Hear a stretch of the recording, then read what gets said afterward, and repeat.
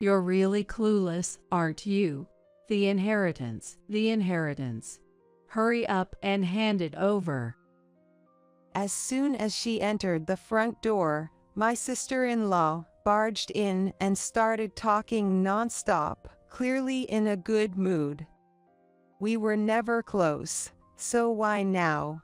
I was bewildered when these words hit me.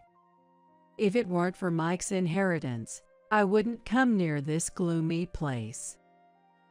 Indeed, to her, who is dressed head to toe in glitzy clothes and accessories, the house, where her brother Mike and his widow, me, live must seem gloomy.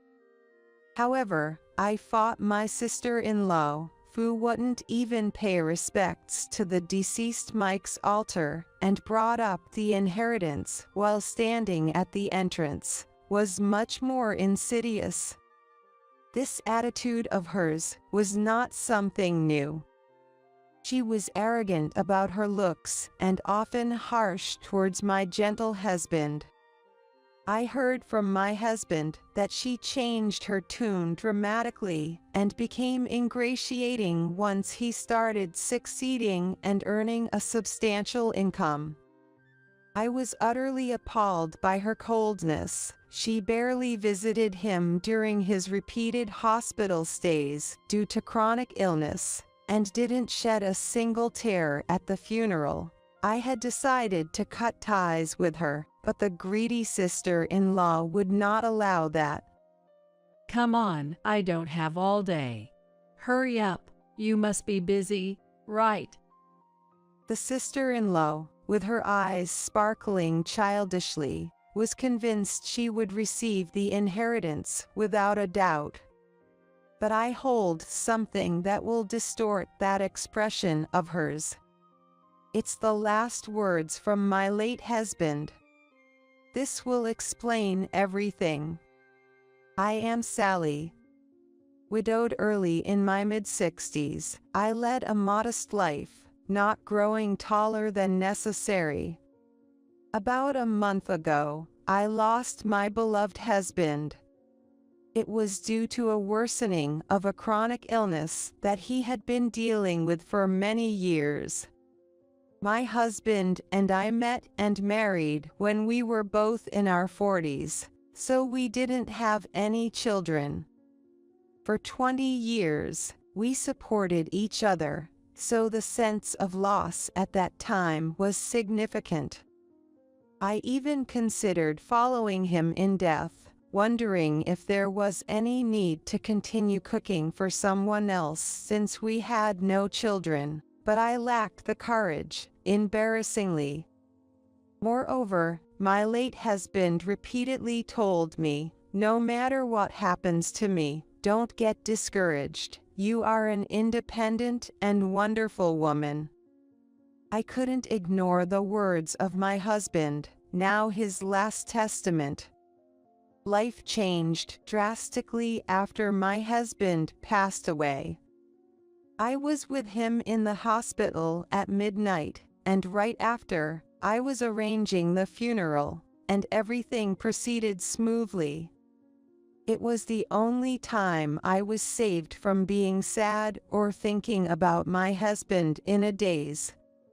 Encouraged by many, including my sister and her husband, who helped with the funeral preparations, I managed to get through that tumultuous month. I barely remember that time, but my sister later told me, "You did a fine job sending Mike off. He must be resting peacefully in heaven." Despite the initial confusion and stress that made me ill for a few days, not everything was bad. More people attended the funeral than I expected.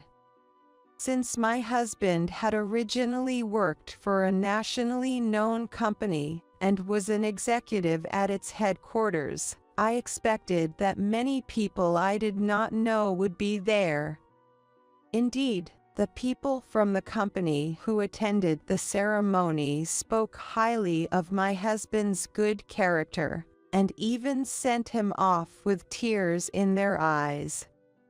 There were even attendees who flew in from international branches, sharing how they often went out for drinks when my husband visited their locations. Though I regret not spending more time with each person, I diligently noted everyone's names and addresses to properly express my gratitude later through condolence returns. My sister and her husband helped greatly with these arrangements, so now I can finally catch my breath. I feel immense gratitude, thinking this too was due to my husband's gentle nature.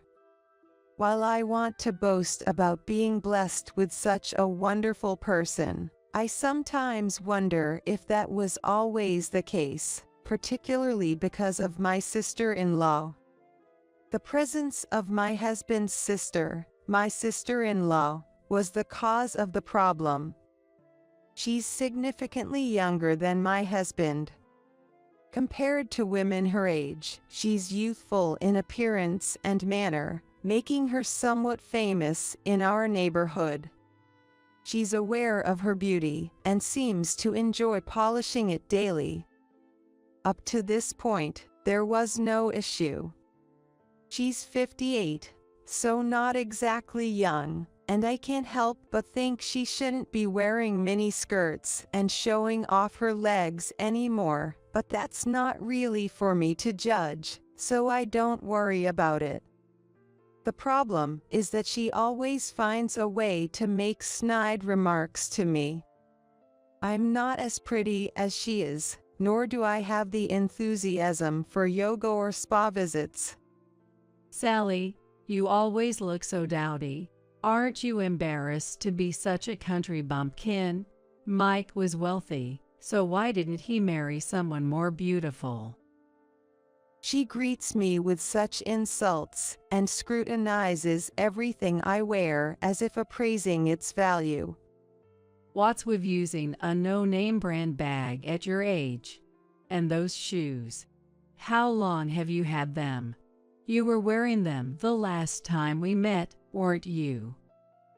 Sloppy people can be spotted by their accessories, even if their clothes are decent. I can tell right away. Doesn't Mike buy you anything? He's not into material things, so if you ask, he'd probably buy them, right?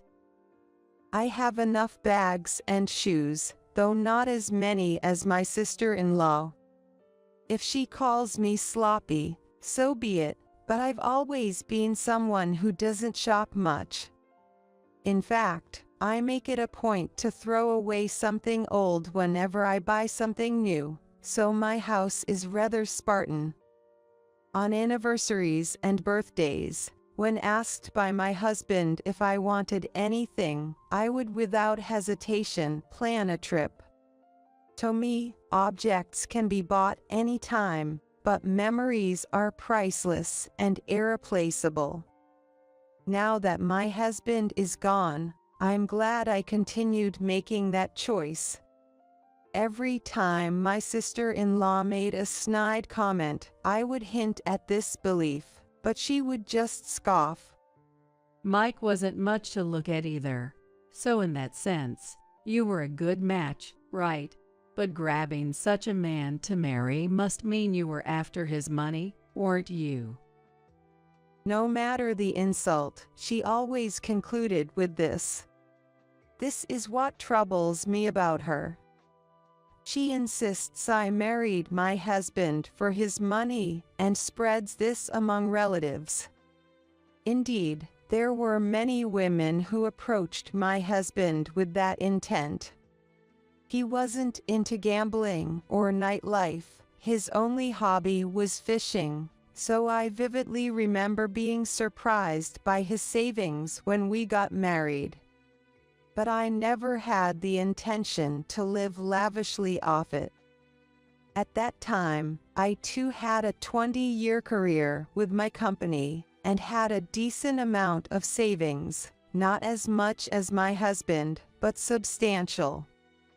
Our shared value of not overspending was one of the reasons we got married, not because I was after his money as my sister-in-law claimed. I explained this to her and asked her to correct the misunderstanding with relatives, but she never listened to me. She seems to have unilaterally decided that we don't get along and always finds something to criticize. My sister-in-law has always been competitive, and even my husband tried to avoid her when he was alive. Perhaps that's why she hardly helped with the funeral preparations. Although I was the chief mourner, she never once offered condolences when my husband started getting sick or when he was hospitalized. She even got angry when I contacted her about it, saying, "Don't bother me with such things."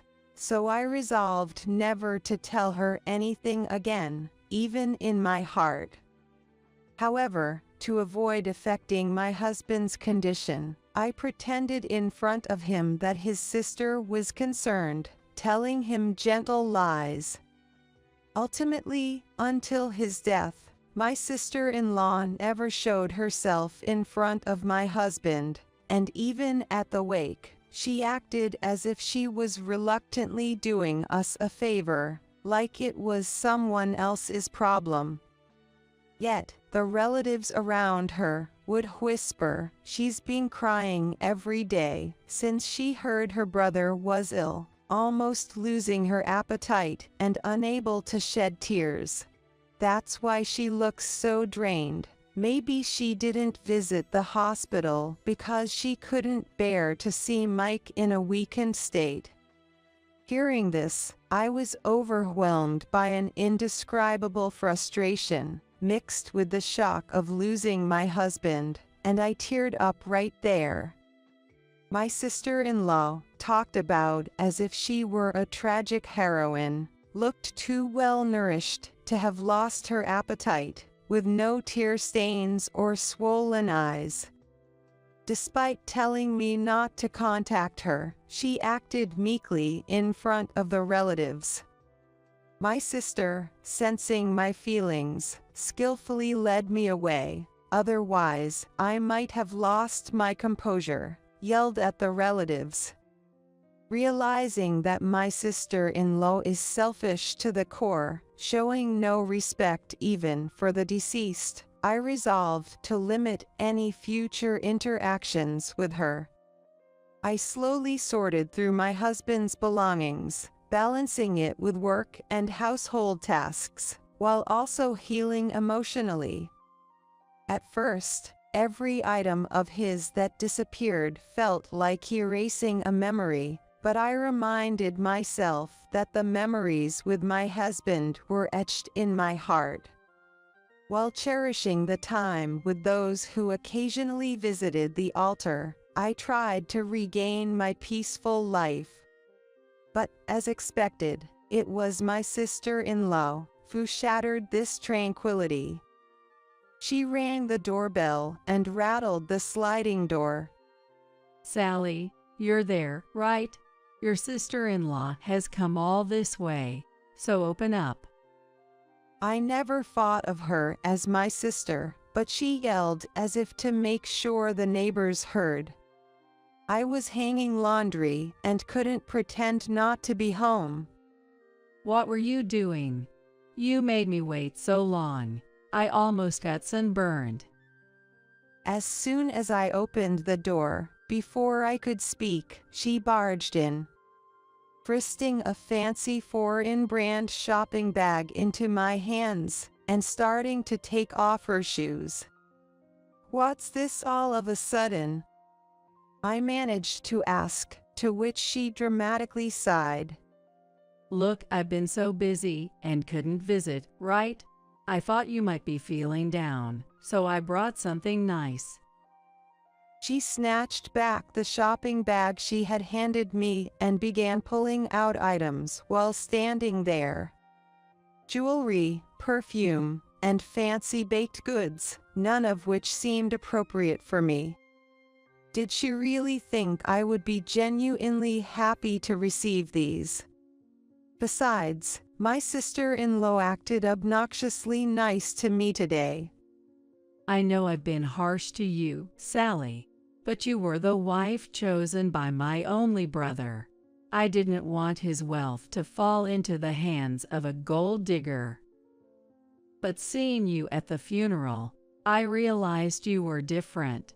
Only someone who truly loved Mike could shed so many tears and give a speech with disheveled hair, disregarding what others might think. She's not used to praising people, it seems. Even when trying to appease me, she comments on my appearance and actions.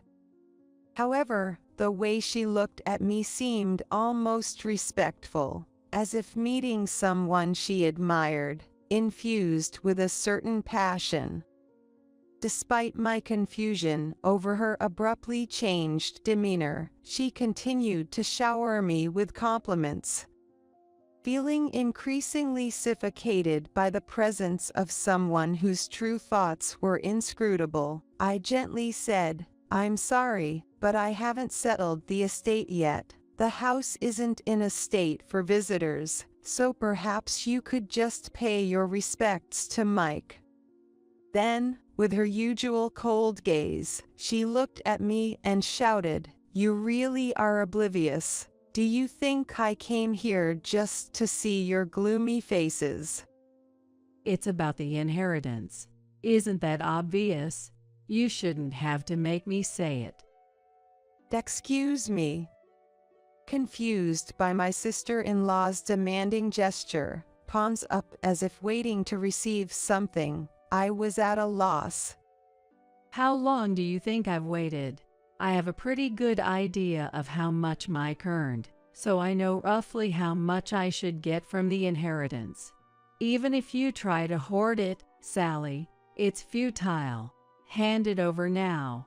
If you think of deceiving, I'll call the lawyers and the police. The division of property is being handled by the lawyers, so there's no deceiving here. Don't play dumb. I'm entitled to half of the inheritance. It's supposed to be split between you and me, right? I tilted my head at my sister-in-law, who was screaming with her face beet red. I had heard from the lawyer that siblings of the deceased are entitled to a quarter of the estate, which is divided further if there are more siblings. Since my husband and his sister were the only siblings, she would normally receive a quarter of the money.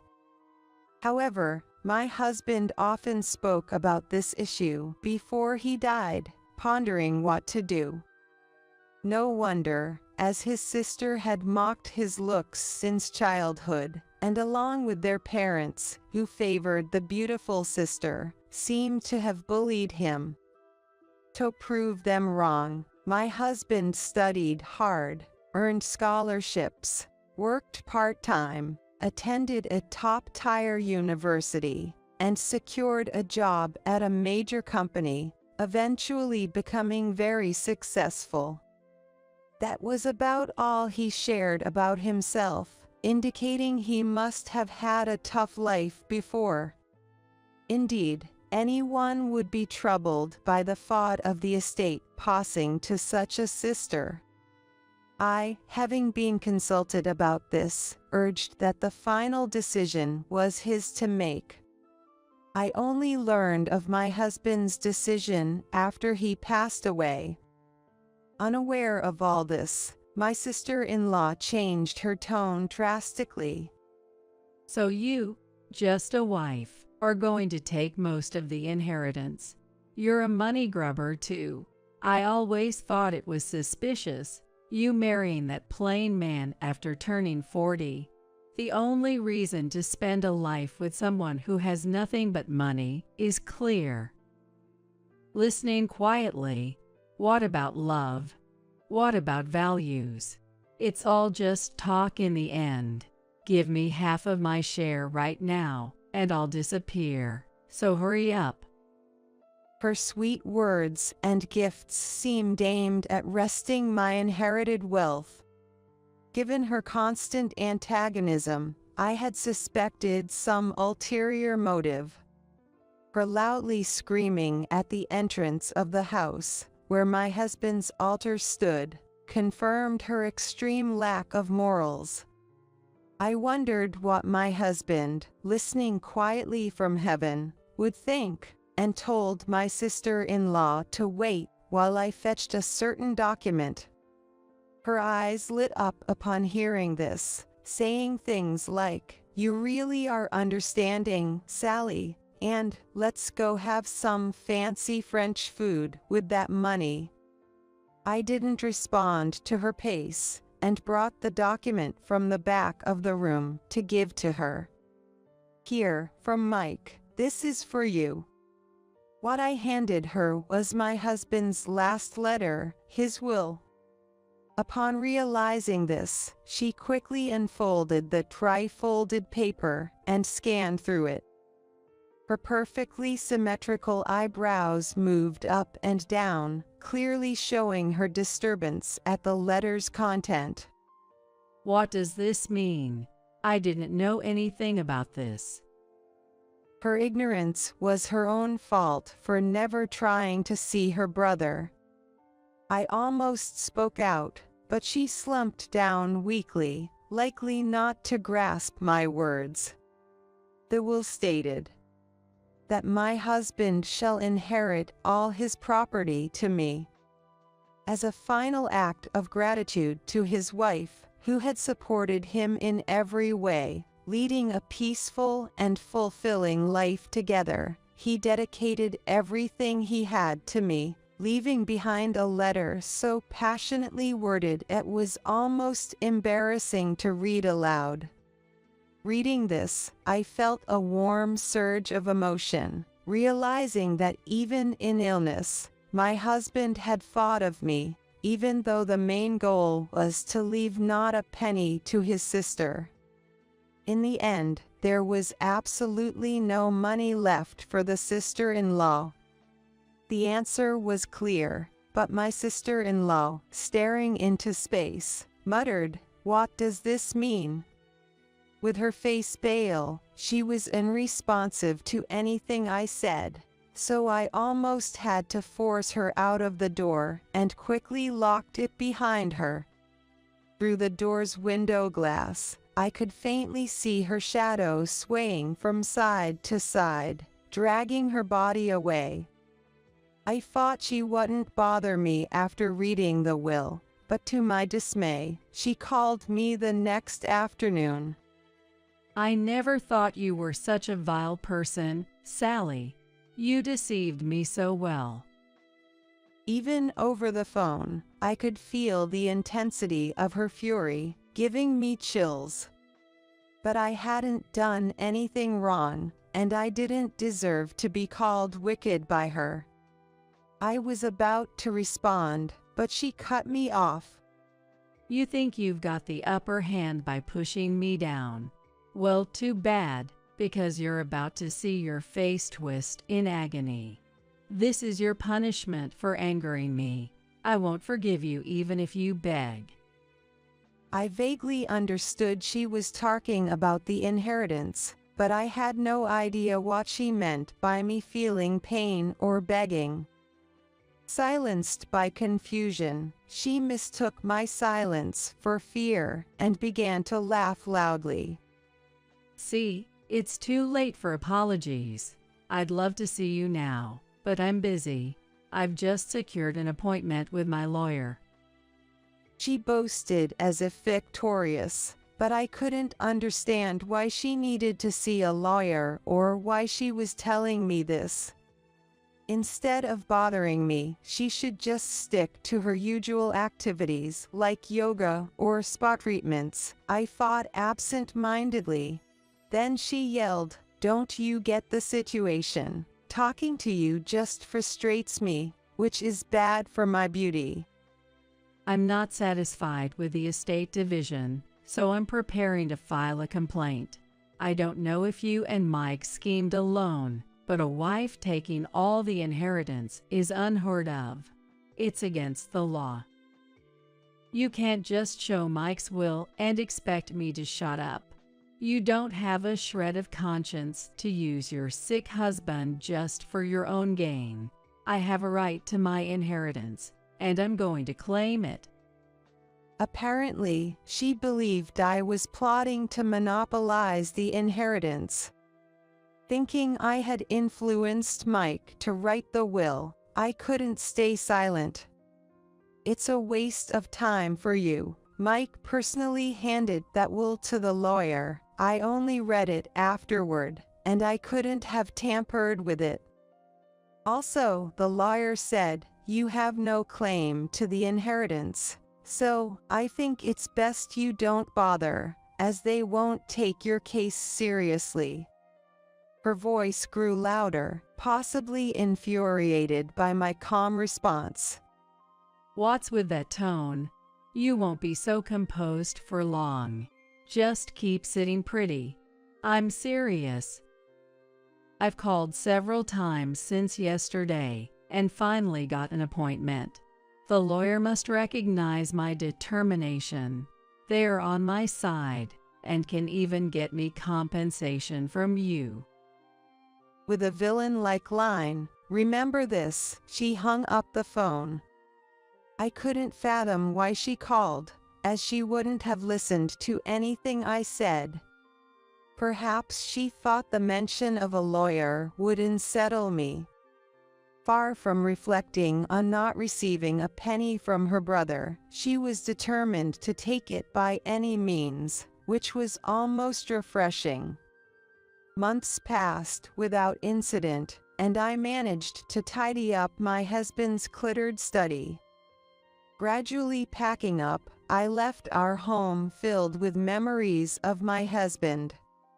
He had always wanted to retire to a quiet house in the suburbs, so I decided to fulfill that wish.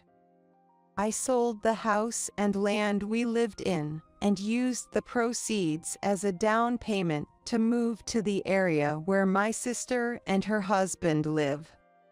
It's regrettable we couldn't do it while my husband was alive, but our dog Maya, who lived with us for over 10 years, was delighted with the new home. She frolicked on the smooth flooring, so I bought a light-colored carpet to prevent strain on her legs from slipping. Letting go of our old home meant fewer possessions, but it also meant I could gradually create a more comfortable living space, which gave me something to look forward to. Yet, the eerie feeling of my husband not being there lingered, making the sparse furniture seem even lonelier. Especially when Maya was asleep, I found myself lost in thought, though I knew it wasn't good for me. One day, my phone rang as if to interrupt my hazy feelings. I jumped up and picked up the phone without checking who was on the other end of the line. You're going to kick me to the bone, you pestilence. It was my sister-in-law. Her sudden yelling woke me up completely, but I still had no idea what she was on about. Sensing my silence, she continued without waiting for a response. It's your fault I'm getting divorced, because the inheritance didn't come through. What? My absurd response was just a guess at her meaning. She probably told her husband they would get my husband's inheritance, and their relationship soured when it vanished. But to reach divorce over not getting an inheritance speaks volumes about the fragility of their marriage. It's not fair to dump their issues on me. Why don't you apologize instead of staying silent? Your fault we can't make ends meet. What am I supposed to do all by myself? You could get a job, you're still young in your 50s.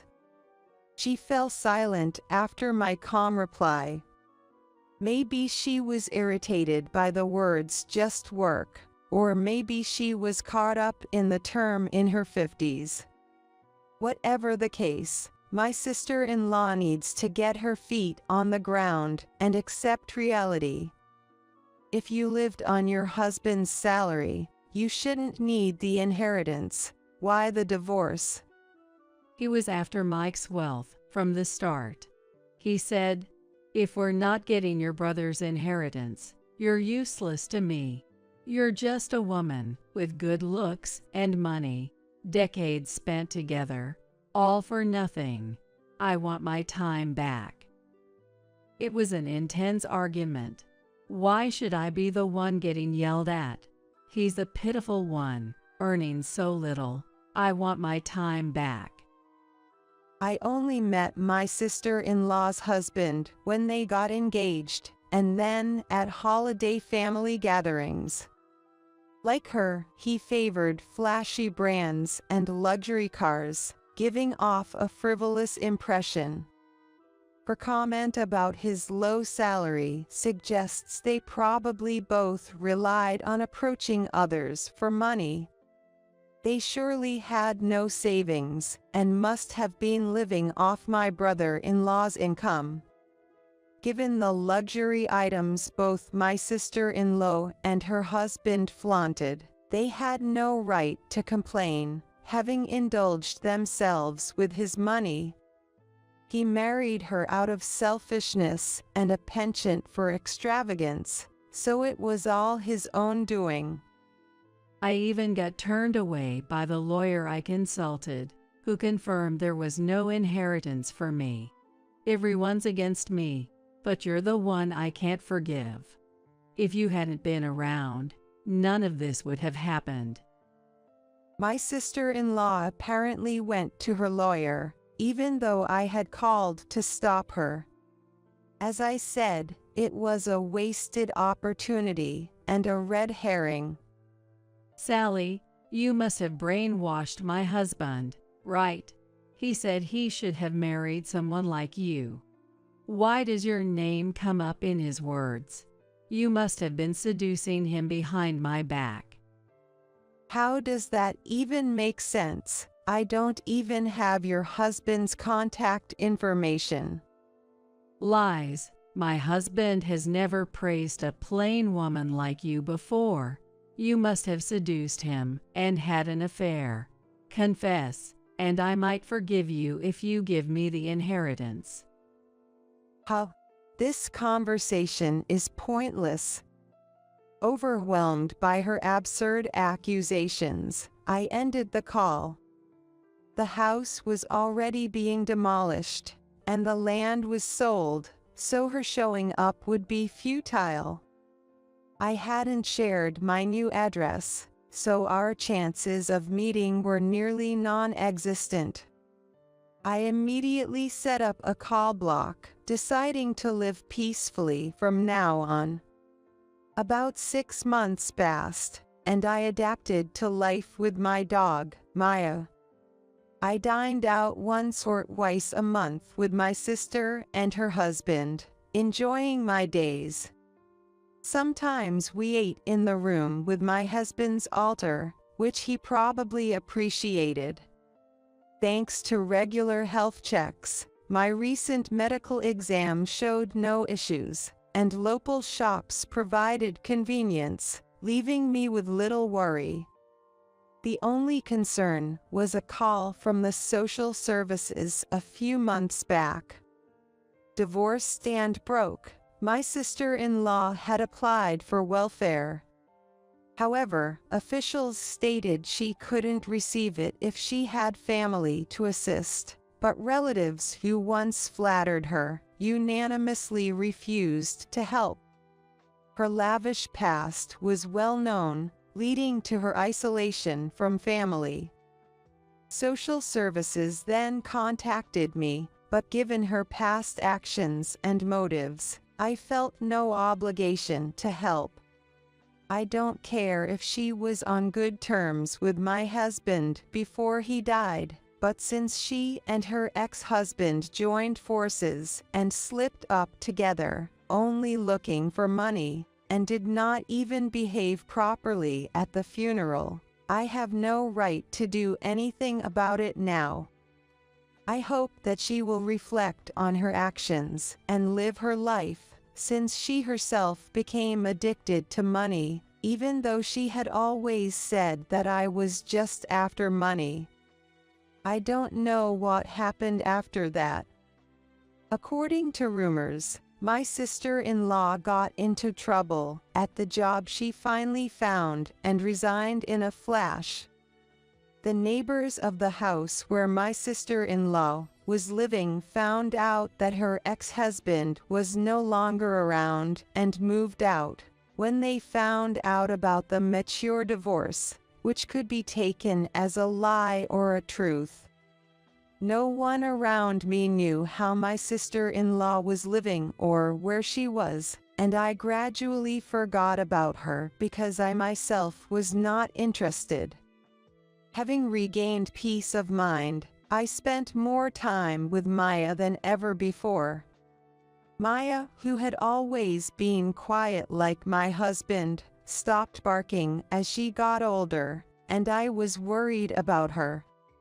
My sister, who had always been a dog lover, must have grown attached to Maya as she often took care of her, because one day she suddenly contacted me to tell me that she had gotten a puppy.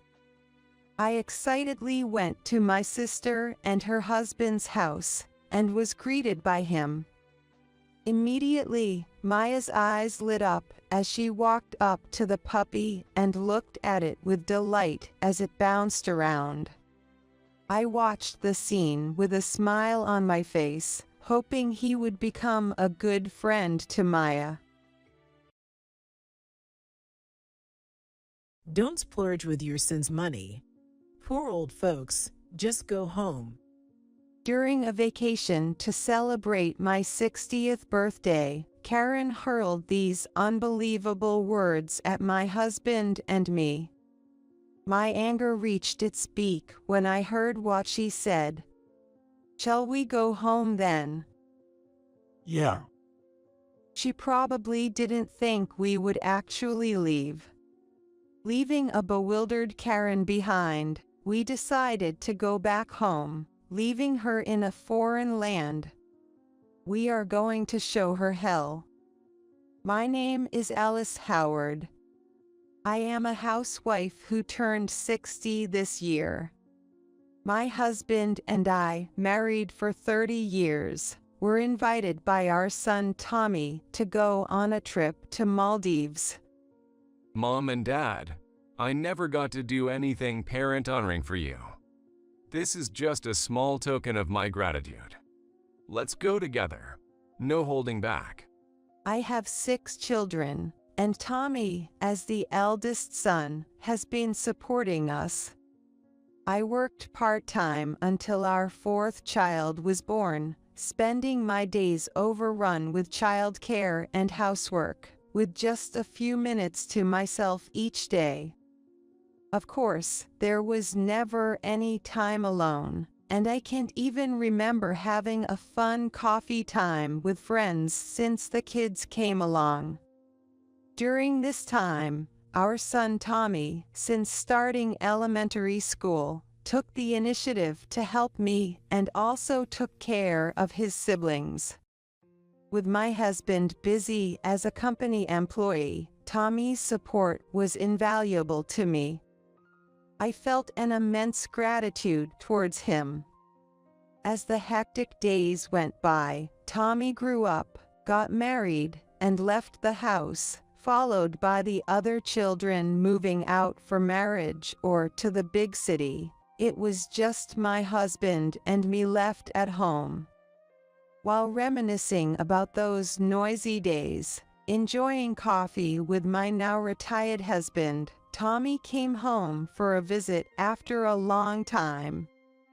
He had something important to discuss, which turned out to be this delightful invitation, and my husband and I were overjoyed. However, this conversation would lead us to an unbelievable situation. Why did you even invite your in-laws to the trip? These were the words of Tommy's wife, Karen. As Tommy, who brought his wife home, enjoyed a family dinner for the first time in a while, Karen called him out to the hallway during the discussion about the upcoming Maldives trip. Worried, I peeked to see what was happening and saw Karen confronting Tommy. Karen, with a terrifyingly harsh tone, was getting up in Tommy's face, giving him the evil eye. It makes sense, doesn't it? The trip is also a celebration of the folks' 60th birthdays. Why wouldn't we invite them? Why should we have to pay for them? If you're inviting them, they should at least pay their own way. Your mother does nothing but lays around at home. It's outrageous to think we should cover for such a slothful person. Karen was a nurse, and Tommy was in the position of a doctor. They had no children, and she despised me for being a stay-at-home mom raising kids. Excuses like no time to work don't fly with me. Time is made. People who can't manage their time just say that to escape. I absolutely refuse to spend my money for such a lazy person. I won't allow it. Her yelling seemed to be aimed at making sure I could hear it inside the room, making my heart ache. I knew I wasn't exactly favored before, but I never imagined I was this disliked. And to think they believed I was a stay-at-home mom because I was lazy, which brought tears to my eyes, is just unbelievable. Yet, Tommy didn't hesitate to defend me against Karen's words. You haven't raised 6 kids, so what gives you the right to act all high and mighty? Talk about it after you've walked in the same shoes. I respect my mom and am thankful to both of my parents. I'm taking them on this trip no matter what, got it? To think my son had grown up to value his parents so much. I was deeply moved and cried silently, careful not to reveal my presence to Karen and Tommy. After that day, Karen became more hostile towards me when Tommy wasn't around. She would criticize the taste of my cooking, and during visits home would say things like it smells musty, trying to belittle me with her words. It must have been too much for her to accept that Tommy defended me. Initially, I was downhearted and wondered why I had to endure this, but Tommy's words from that day helped me hold on. However, that changed when Tommy called me, saying he needed to talk. Sorry for this, Dennis. I'm thinking of divorcing Karen. My husband and I were shocked at the straightforward declaration. When we asked what happened, Tommy showed us 2 photos. In them, a woman who looked like Karen was arm in arm with an unfamiliar man. What's this? While I was at a medical conference, a colleague sent this to me. Karen meeting up with some guy. So, Karen is having an affair. It was a shocking revelation. I might be biased, but I can't see any reason why someone would cheat on Tommy. Financially and looks-wise, there was nothing to complain about from a third-party perspective. Even relatives begged to have their daughter marry Tommy, as he was such an accomplished son. It's unbelievable that Tommy would be cheated on. I doubted my own ears hearing such an incredible story. After we get married, I found out Karen had always been quite the player. She held back for a while to marry me, but it seems like she went back to her old ways when my business trips increased. At home and even at work, her lack of motivation has become too obvious recently. Honestly, I don't have the confidence to continue with her. Hearing this, while he gripped the hem of his trousers with a pained expression, made my heart tighten. From a parent's perspective, he was always contributive at home. He grew into a kind son who understands people's pain, which to me is an invaluable treasure. You could stand seeing such a son hurt like this. That's why I'm thinking of getting a divorce, but this alone isn't enough to confront her with it. So, I need your help. With that, Tommy made a certain proposal to us. Though shocked by what he suggested, if it would help Tommy, both my husband and I agreed to his plan. We decided to pull one over on Karen, so we came up with a plan. Time passed, and on the day of the trip, my husband George and I drove to Tommy's house to pick up Karen. Thanks for picking me up, George. She came out of the house wearing a wide brim hat and a white dress, clearly trying to play the part of a scheming woman. In fact, Karen had been making moves on my husband for a while now. Probably because his birth family was wealthy. Her eagerness for money was blatantly obvious. Whenever Tommy wasn't around, she would sidle up next to my husband, even once lying about getting carsick just to take my seat in the front of the car. Later, when I asked Tommy about it, it turned out to be a complete lie. She never had motion sickness. At that time, there was no reason to doubt her, so we just took her at her word, but now it's different. I'm certain that everything I had suspicions about was a lie, and both my husband and I are on high alert. However, showing our hand would ruin the plan. Today is our supposed celebration trip, but it's really to carry out our plan. We can't let her suspect a thing. My husband and I made sure to act as usual. Tommy said he'll come later, so he asked us to go ahead to the destination. He's busy with work, it seems. Landing at the airport and going through the procedures, Karen muttered her words with a bored expression. She probably wanted to flaunt having my husband and Tommy to herself, making me jealous. Whenever it was just the four of us, Karen acted in ways that seemed designed to stoke my jealousy. Looking back, I can see so many of these behaviors now. Why didn't I notice them before? Well, I did notice, but I think I just suppressed it. Thinking about all the hardships Tommy went through, I feared my feelings would interfere with his happiness, so I kept silent. But I don't need to hold back anymore. Standing confidently next to my husband, Karen wrapped her arm around his with a sullen expression. I've never been on an overseas trip with my father, so I'm thrilled to be traveling with my father-in-law, George.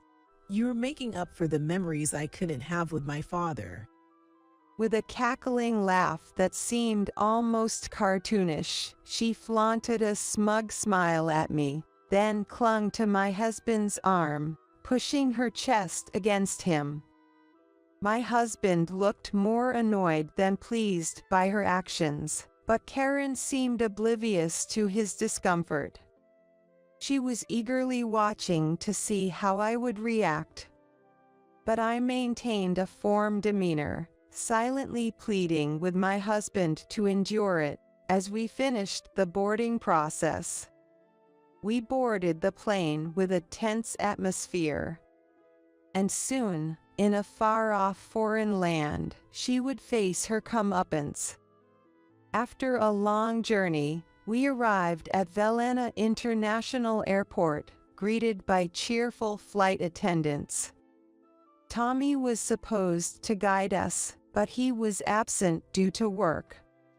As we wondered what to do next, Karen sweetly sidled up to my husband. Can't we hire a guide now, George? I only got a little spending money from Tommy, and I don't have much on me. Despite having a decent income herself, Karen seemed fully expecting to be treated by us. I guess there's also the matter of making sure my husband brought extra cash. His sigh of disbelief revealed his clear view of her sordid intentions. Karen, I hate to say this, but we're here because Tommy invited us. You know, trying to make us pay seems a bit off, doesn't it? I felt a jolt inside.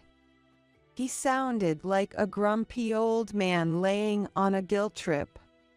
It was hard to predict how Karen would react to such blunt words. The initial plan was to act upon reaching the hotel, but my husband unexpectedly took the initiative, causing me a bit of panic. What are you saying? Do you want me, who didn't bring much money, to hire a guide? We're questioning the expectation that you're entitled to our hospitality. Alice and I are here at Tommy's invitation. We heard he's taking care of the expenses, so we didn't bring much cash either. Assuming we'll just cover for you doesn't seem right. Upon hearing we didn't have cash on hand, Karen clicked her tongue and distanced herself from my husband, raking through her hair with a lazy gesture. Both my husband and I were stunned by her blatant demeanor, which seemed to suggest that interacting with us was a waste of effort. If you don't have money, just say so clearly. Really, useless old folks.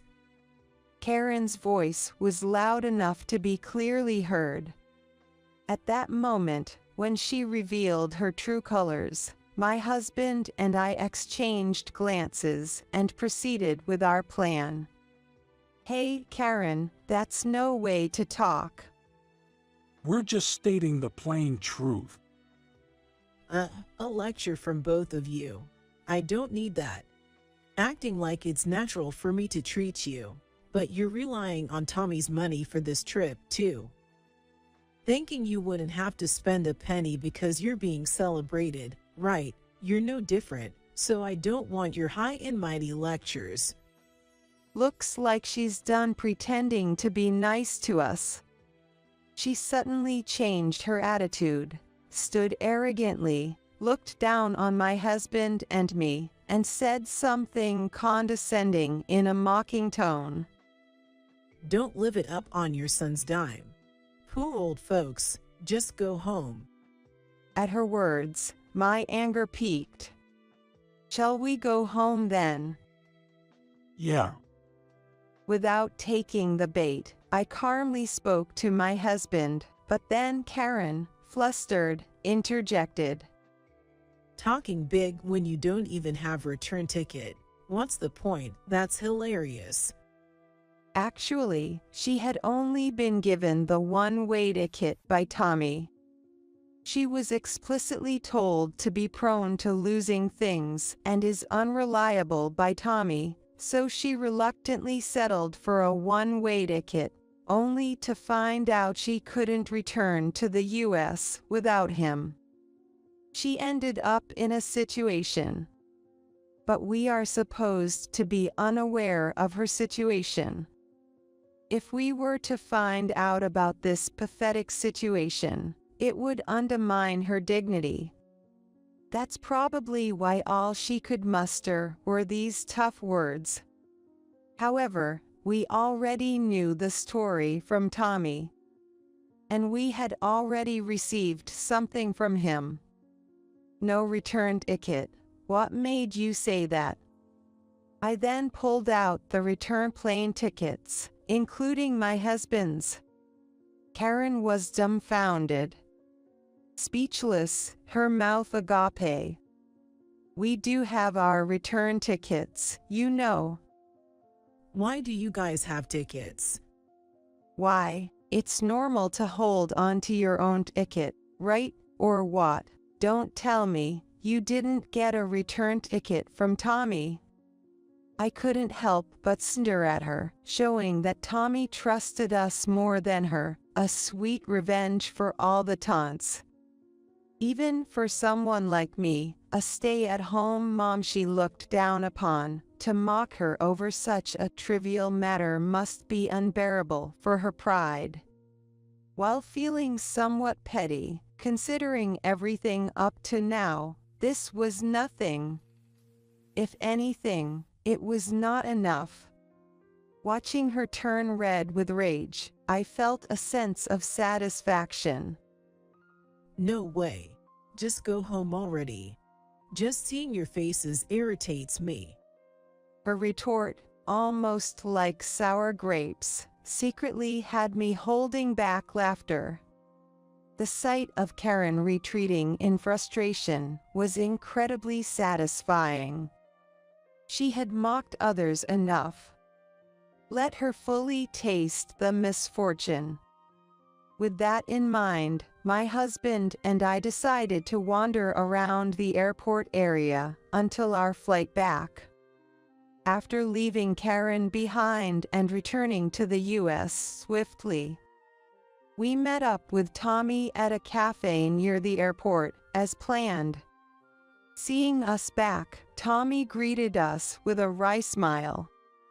Welcome back, both of you. That quick return flight must have been tiring. My body's all stiff, even in first class. It's tough on the old bones. Sorry, Tommy, for making such a quick return, especially in those nice seats. I should be thanking you. Sorry for pushing you so hard, okay? Stop it. I'm still young at heart. But I was worried, you suddenly starting a fight with Karen at the airport, doing something unplanned. I didn't know what to do. I just couldn't take it anymore. I had such a strong dislike for that flirty act of hers. As my husband apologized with a rueful laugh, Tommy's phone started ringing. From Karen. Yeah. It's been ringing off the hook since hotel check-in time. I bet she panicked when she found out her hotel reservation got canceled without her knowing. She's such a princess who can't do anything on her own. Tommy scoffed at his continuously buzzing phone in silent mode. It was my first time seeing this dark side of him, and I made a mental note never to anger him. Thanks to you guys, I gained a lot here and think I can finally divorce her. Really, thank you. Sorry for involving you in such a mess during your milestone celebration. Don't be silly. In a way, this is a celebration for me too, knowing you won't have to put up with that anymore. During the few hours until Karen returned to the country, we enjoyed some rare quality time, just the family. Then the moment of truth arrived. Tommy, what on earth is this all about? Explain yourself. After receiving an email from Karen saying she was on the plane, we headed to the airport. As soon as she stepped off the plane and saw me, she let out a roar that could echo throughout the airport. Realizing this was too conspicuous, we quickly got her into the car and drove to their house. Once home, Karen noticed something was amiss. What is this? What's going on here? She realized the house looked unusually bare. Let's explain things in order. Shall we go to the living room first? Ignoring the bewildered Karen, we proceeded inside. While thanking Tommy for the coffee, we quickly moved to the main topic. Karen, we need to talk. Before that, explain. What were you thinking, doing such a thing? Because of you. It's been one disaster after another. I couldn't get into the hotel, and I had to communicate with gestures because I couldn't ask people anything. Do you know how many times I was given the wrong directions? I walked so much I thought I was mountain climbing, and I'm exhausted. My legs are sore from the muscle pain. And then the return flight was in the cheap economy seats. Economy. I never thought I'd have to pawn my luxury watch. As her shrill voice became too much to bear, my husband and I exchanged incredulous looks. Apparently, she had pawned her watch to get some money. Amid this, Tommy watched her intently, and after she finished her tirade, he quietly spoke. Is that all you wanted to say? What did you say? Karen's eyebrows twitched in surprise, probably expecting an apology from Tommy, but his unexpected response took her aback. It must have been the first time she saw Tommy. You had always been kind and indulgent, looking at her so defiantly. She glared at him, trying to intimidate, but Tommy met her gaze unflinchingly. So, you have no idea why you're in this situation? Tommy's probing words seemed to finally make her question. Karen started speaking with a cold look and a haughty attitude, crossing her legs. Of course, who leaves their wife stranded abroad? What did I do? She's sticking to her story. Nobody knows about her affair. She seemed to think so. Tommy sighed in exasperation, then showed her 4 photos. I didn't miss how her face went pale instantly. Let's see if you recognize this. Presented with undeniable photographic evidence of her affair, Karen faltered. There were 2 photos added there, showing Karen and the man she cheated with after their affair, and when my husband and I saw them, we looked at her with contempt. We looked at her as if she were something vile, putting distance between us. You've been wasting my money for a while, and I noticed. But I also knew it's true that I made you feel lonely. I'm a workaholic, often choosing my job over family, so I said nothing. But I never imagined you were financing this man. Tommy had hired a detective to discreetly investigate Karen until this trip. It was revealed that her lover was a gigolo, and she was his top-paying client, giving him the biggest tips. Their relationship had developed into a romantic affair, clearly crossing the line between a client and a service provider. Tommy found out that when he was away on business trips, he had been staying in their house for several nights. You said you had a terrible time in Maldives. Then what about this? You deceived me, laughed behind my back, and even complained about me to your lover, calling me nothing but money, useless. I've confirmed it myself by meeting with him directly. I even have the audio of that conversation. You met him? Of course. I figured your side of the story would be full of lies. I got everything out of him first. He then showed her what appeared to be a voice recorder, and Karen seemed to resign herself to the situation. She started to profusely apologize to Tommy. I'm sorry, my dear. Please forgive me. It was just a moment of madness. A moment of madness. I inadvertently reacted to her words. So, a moment of madness makes it okay for you to hurt Tommy like that. Tommy had always shielded me from her, caring for me. I knew how hard he had worked to balance his job and household duties for the sake of his family. Her words, betraying him so casually, made something inside me snap. How could you think an apology would suffice after all the pain you caused, Tommy? My eyes welled with tears, more from anger than sadness. My husband comforted me, wrapping an arm around my shoulder and gently hugging me. Watching us, Tommy then presented her with divorce papers. I've heard about everything you did to Mom and Dad. I have no intention of continuing with you. This house will be sold. Pack your things and leave immediately. No matter if you deny the divorce, I am determined to proceed with mediation to separate from you. What you've done is now coming back to haunt you. Just accept it. And so, our family cut ties with her.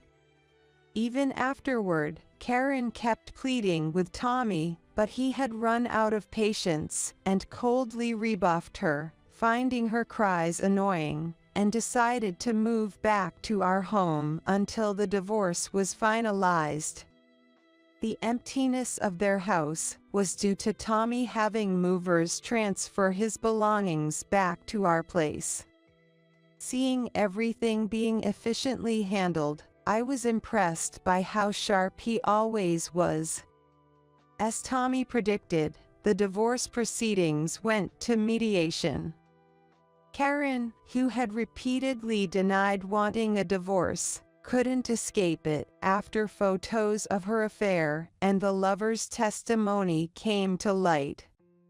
She was even ordered to pay alimony, and the divorce was finalized. She came to our house several times, wanting to meet Tommy, but I turned her away at the gate.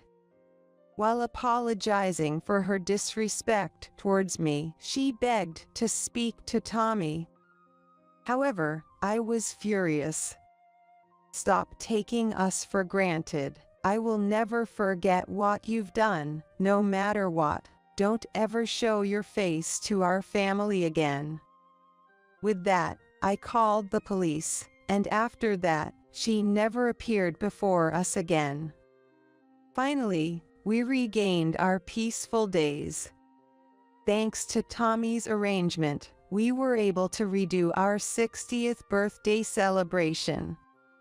The whole family gathered, along with our children and grandchildren, for a grand celebration. Mom, Dad, live a long and healthy life. While thanking Tommy saying this with a bright smile, I watched over the happiness and growth of the children. I'm going to remarry the rich doctor. You, an old woman, should raise twins. Nancy laughed at me mockingly when she said that. The man standing next to her also had a sneering grin on his face. There's no way I could leave the two adorable kids with such people. Are you sure about this? I'd be happy to. If they'll let me, I'd be more than happy to take care of them. Thinking this, I responded with a smile.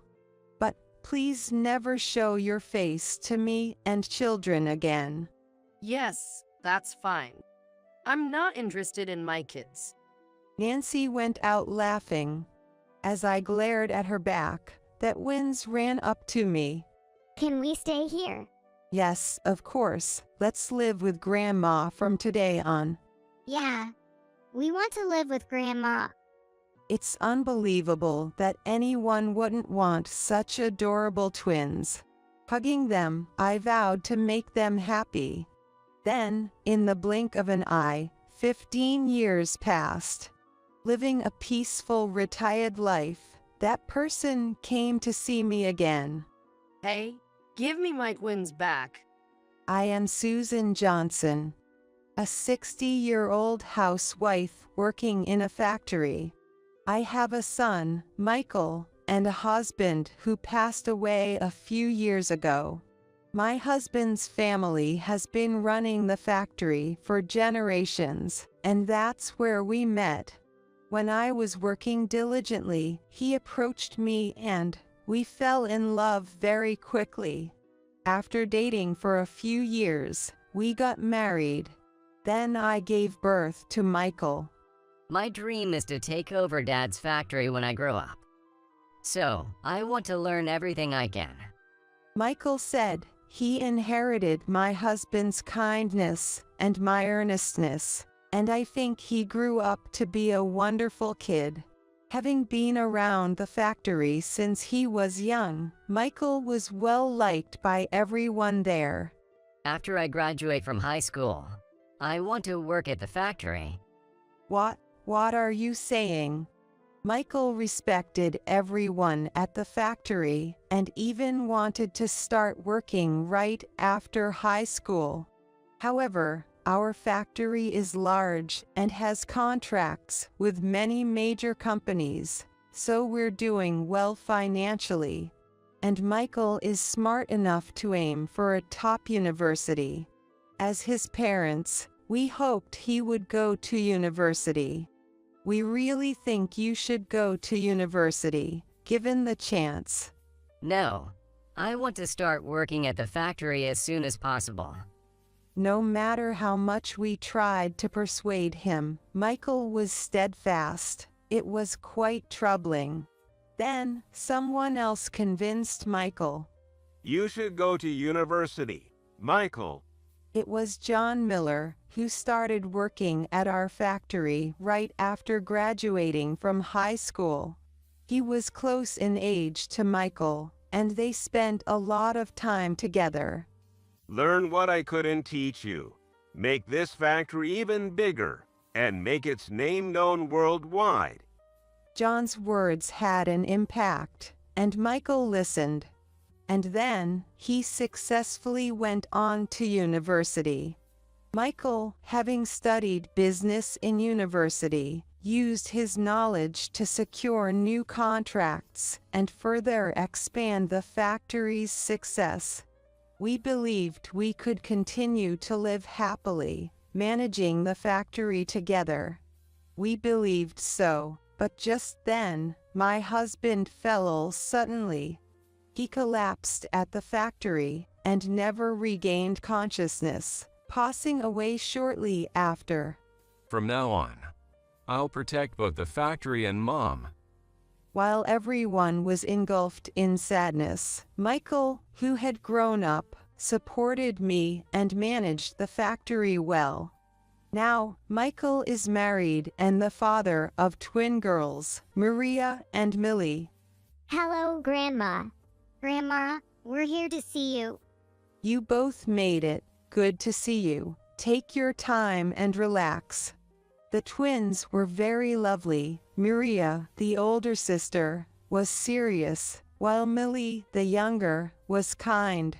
They both adored me and hugged me whenever they visited me. I love these twins so much that I no longer felt the sadness of losing my husband. When are you going to stop working, Mom?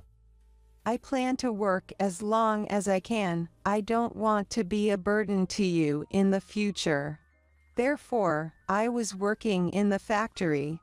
Thanks to that, I've been living fulfilling days. Taking it easy once in a while is good, too. On a day off. Today I had a day off from the factory and was about to do some reading after a long time. Who could that be? Suddenly, the intercom rang. No visitors were scheduled, so I puzzled and checked on the camera. What? Maria, Millie? It was the twins. Surprised, I quickly opened the front door and welcomed them in. What's the matter, you two? Where's your mom? Looking around, I saw no adults. Could it be that these 5-year-olds came here by themselves? Mom said to go to Grandma's house today. She's too busy to look after us today. Hearing the details, it seems their mother, Nancy, told them to come to my house and locked them out. It was snowing since the morning and very cold outside. No matter how far you can walk, let only children walk the streets. Were you cold? I'll make some warm cocoa for you. Yay! We love cocoa. Thank you, Grandma. As I served the twins warm drinks, I tried calling Nancy. However, there was no sign of her answering. So, I decided to contact Michael. What? Maria and Millie are there. Michael immediately answered the phone, sounding very surprised.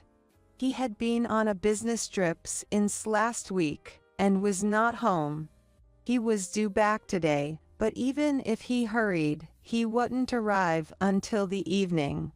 I wish I could rush over right now, but it seems impossible from where I am on a business trip. I'm sorry, but could you look after them until I get there? Yes, of course. I immediately agreed to Michael's request, feeling sorry. I had no plans for the day anyway. Having the day turn into one spent with the adorable twins was actually a delight for me. Thank you. I'll talk to Nancy myself. Michael said before hanging up. Feeling the twins' eyes on me, I turned to see them looking somewhat anxious. Let's play together until your dad arrives. Can you tell me what games you like? Yay! We're so happy to play with you. We want to play games. For a while, we played games together. Then, Michael called me. It seems like the phone is turned off, and I can't get in touch with Nancy either. That's okay. I'll take good care of the twins, so don't rush and take your time getting here. That really helps. Thanks, Mom. After ending the call with Michael, I sighed. What could Nancy be up to? At times like this, it would be good to contact her family, but according to Michael, she seems to be estranged from her own family. So, they rarely communicate. It seems unlikely that her family would know anything. Hey, what does your mom usually do? Haven't you heard anything? Not knowing what else to do, I asked the twins. Mom isn't interested in us. She has someone more important than us. These words gave me a bad feeling. Could she be having an affair? Maybe it's time to investigate. While considering this, I made sure to keep the twins from feeling anxious. Thank you for waiting, and for looking after them. Yay, Dad? Daddy, welcome back. A few hours later, Michael arrived. Seeing their father, the twins ran to him joyfully. I was comforted by their happy faces, and greeted Michael, who looked tired. Did you manage to contact Nancy? No, not yet. Actually, I'm thinking about the future. Michael said, seeming deeply concerned. Depending on Nancy's response, I might need to take the twins and move back home. You're welcome to come back anytime. I readily agreed to Michael's words. This seemed to ease Michael's expression a bit. Yet, I felt anger towards Nancy for putting him through this. Then, several hours later, as it had gotten completely dark, the doorbell rang. Well, I've come to pick up my twins. There was Nancy. I was irritated at her troublesome attitude. Before I could react, an angry Michael confronted her. Nancy, what have you been doing all this time?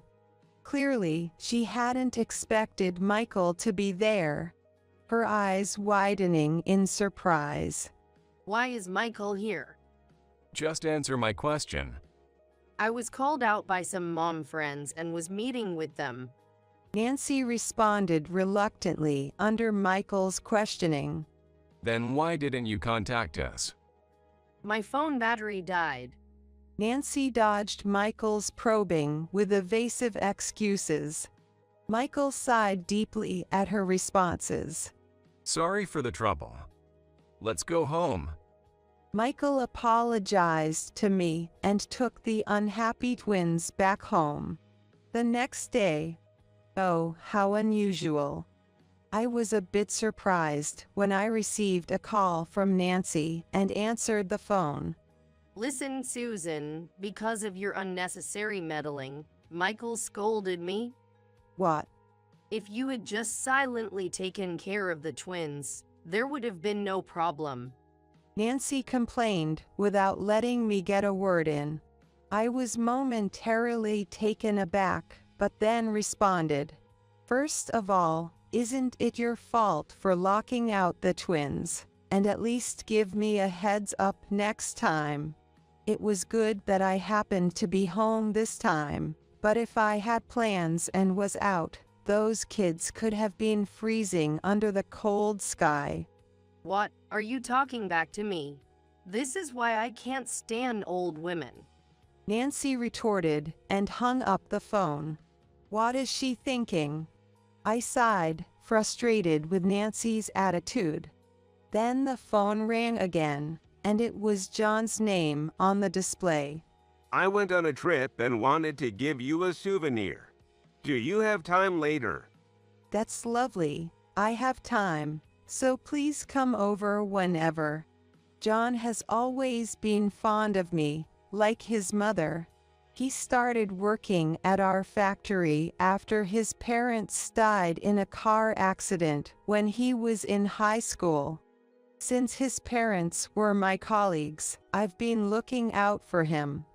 It seems Michael also cares for John like his brother. May I come in? Susan, what's wrong? You look tired. John asked me anxiously when he came to my house. Yes, a little. Would you mind listening to my story? Of course. So, I ended up venting to John. He listened and nodded along appropriately. That's concerning. John, after listening, murmured thoughtfully. I know a detective. I can ask if they can look into it for you. Really, that would be so helpful. For me, Susan, you're like my mother, and Michael is like my brother. The twins are like my nieces. I'd do anything for such important family members. His reassuring smile made me feel confident. A few days after that, Mom, could you look after the twins this Saturday? I was asked by Michael to take care of the twins. Despite the tension in his voice, I agreed to his request. Then, on the day, Michael, who looked like he had made a decision, and the twins, who looked sleepy in the early morning, came to my house. What's going on, Michael? Is something wrong? I couldn't help but ask Michael that question. I'll tell you when I get back. Be good girls, okay? Michael smiled at the twins and then left. We watched him go until he was out of sight, believing he would return that day. Daddy has gone. Will he come back soon? Yes, he'll be back soon. However, Michael never returned to this house again. What? No, that can't be true. Are you sure it was Michael? Michael had an accident at a tourist site and tragically never returned. The following period was incredibly difficult. Please, say it's not true. Daddy, Daddy! Wake up, Daddy! After losing my son and losing their father, I and the twins cried and clung to Michael's cold body. Why? Leaving behind such lovely daughters.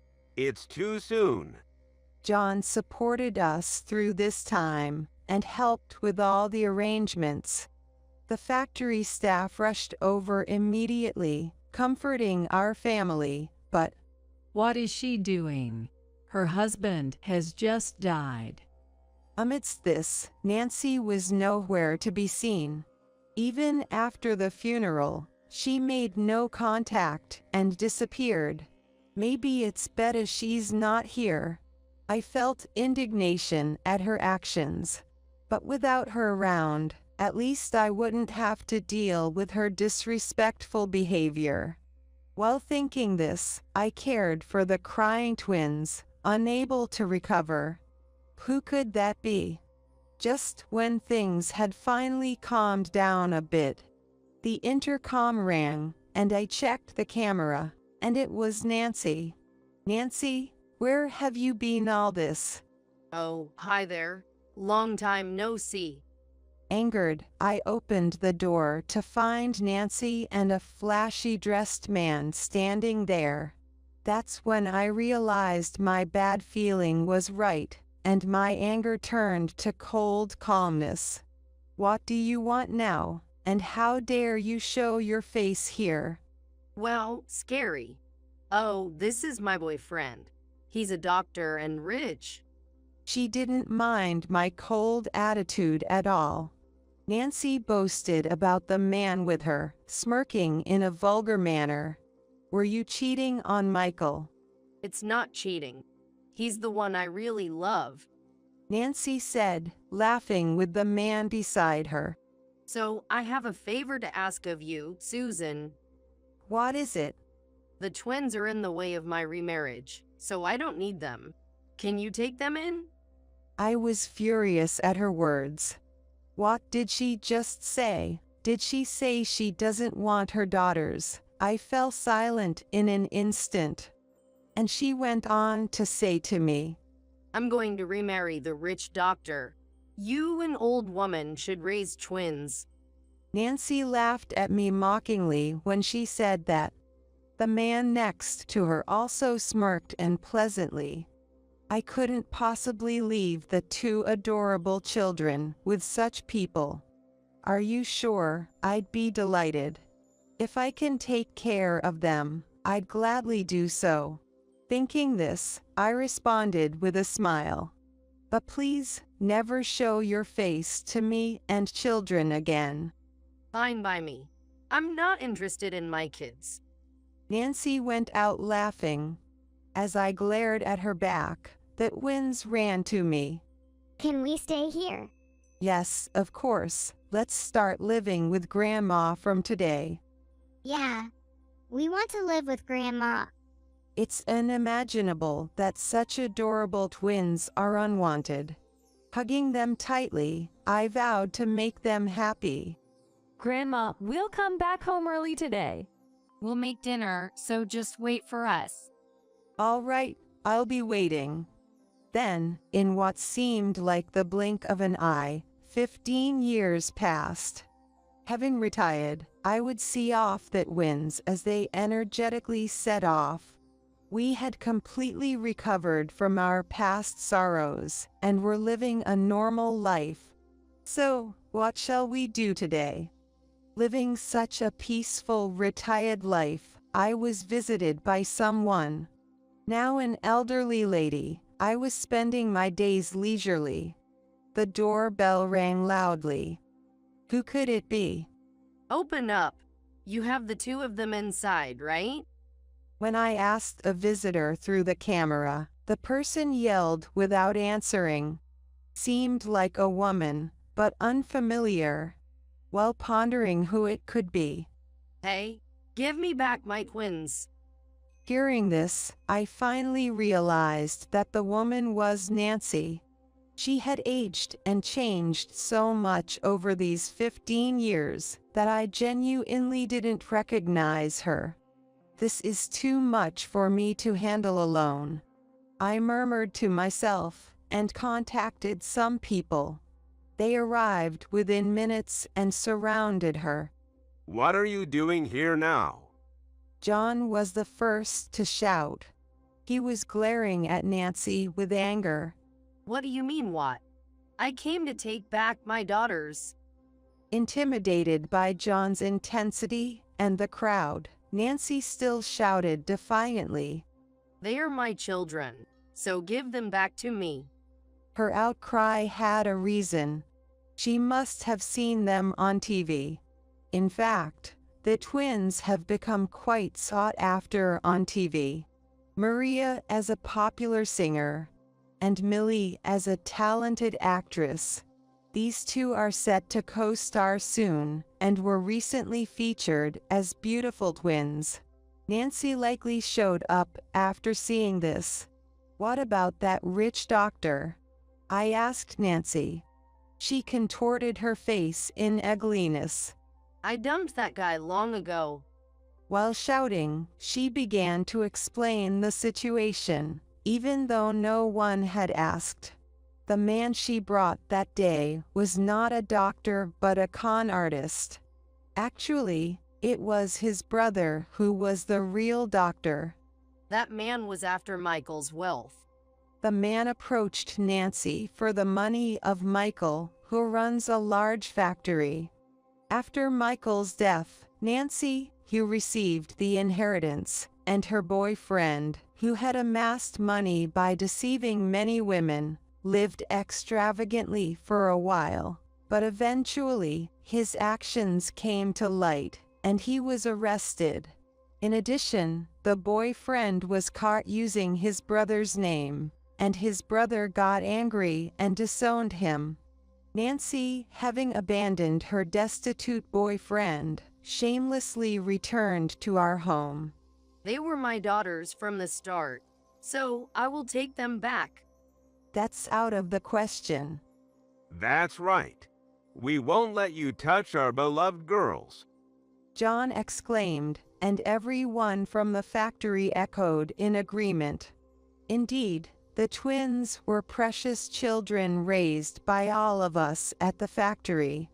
We had no intention of handing them over to such a woman. Everyone, I have something to say. I spoke on the day Nancy abandoned the twins. I was prepared to raise them, but considering my age, I asked for support from everyone at the factory. What a woman. Truly terrible. Susan, leave it to us. We will raise the twins together with everyone at the factory. Thus, we united to raise the twins, taking turns to care for them, playing and going out together. With everyone's help, the initially withdrawn twins gradually opened up. You know, we have dreams we want to achieve. We promised Dad too. We'll definitely make them come true. Eventually, they began to talk about their dreams. Their dream was to become an idol singer and an actress. Hearing this, we all watched TV together to learn, joined them in singing lessons and acting practice, and supported them wholeheartedly. I'm grateful to her for leaving the twins with us. Because of that, they were able to achieve their dreams. Had they stayed with Nancy, they might never have realized their dreams, or even grown up healthy. And now you show up demanding them back. Who do you think you are? Be quiet. I am their mother. Those twins have an obligation to support me. At these words, everyone present showed anger.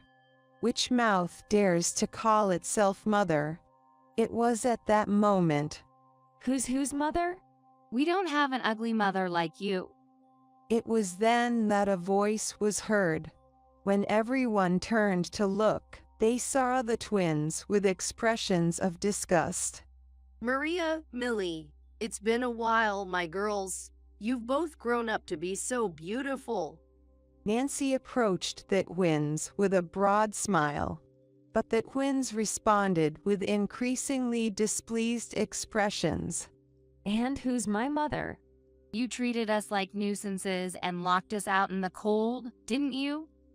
And you abandoned us as soon as Daddy was gone, didn't you? The twins asked in a cold voice. Though they were young at the time, it seemed they clearly remembered their mother's actions. Well, there were circumstances. Faced with their words, Nancy was at a loss for words. We remember everything clearly. How you neglected us.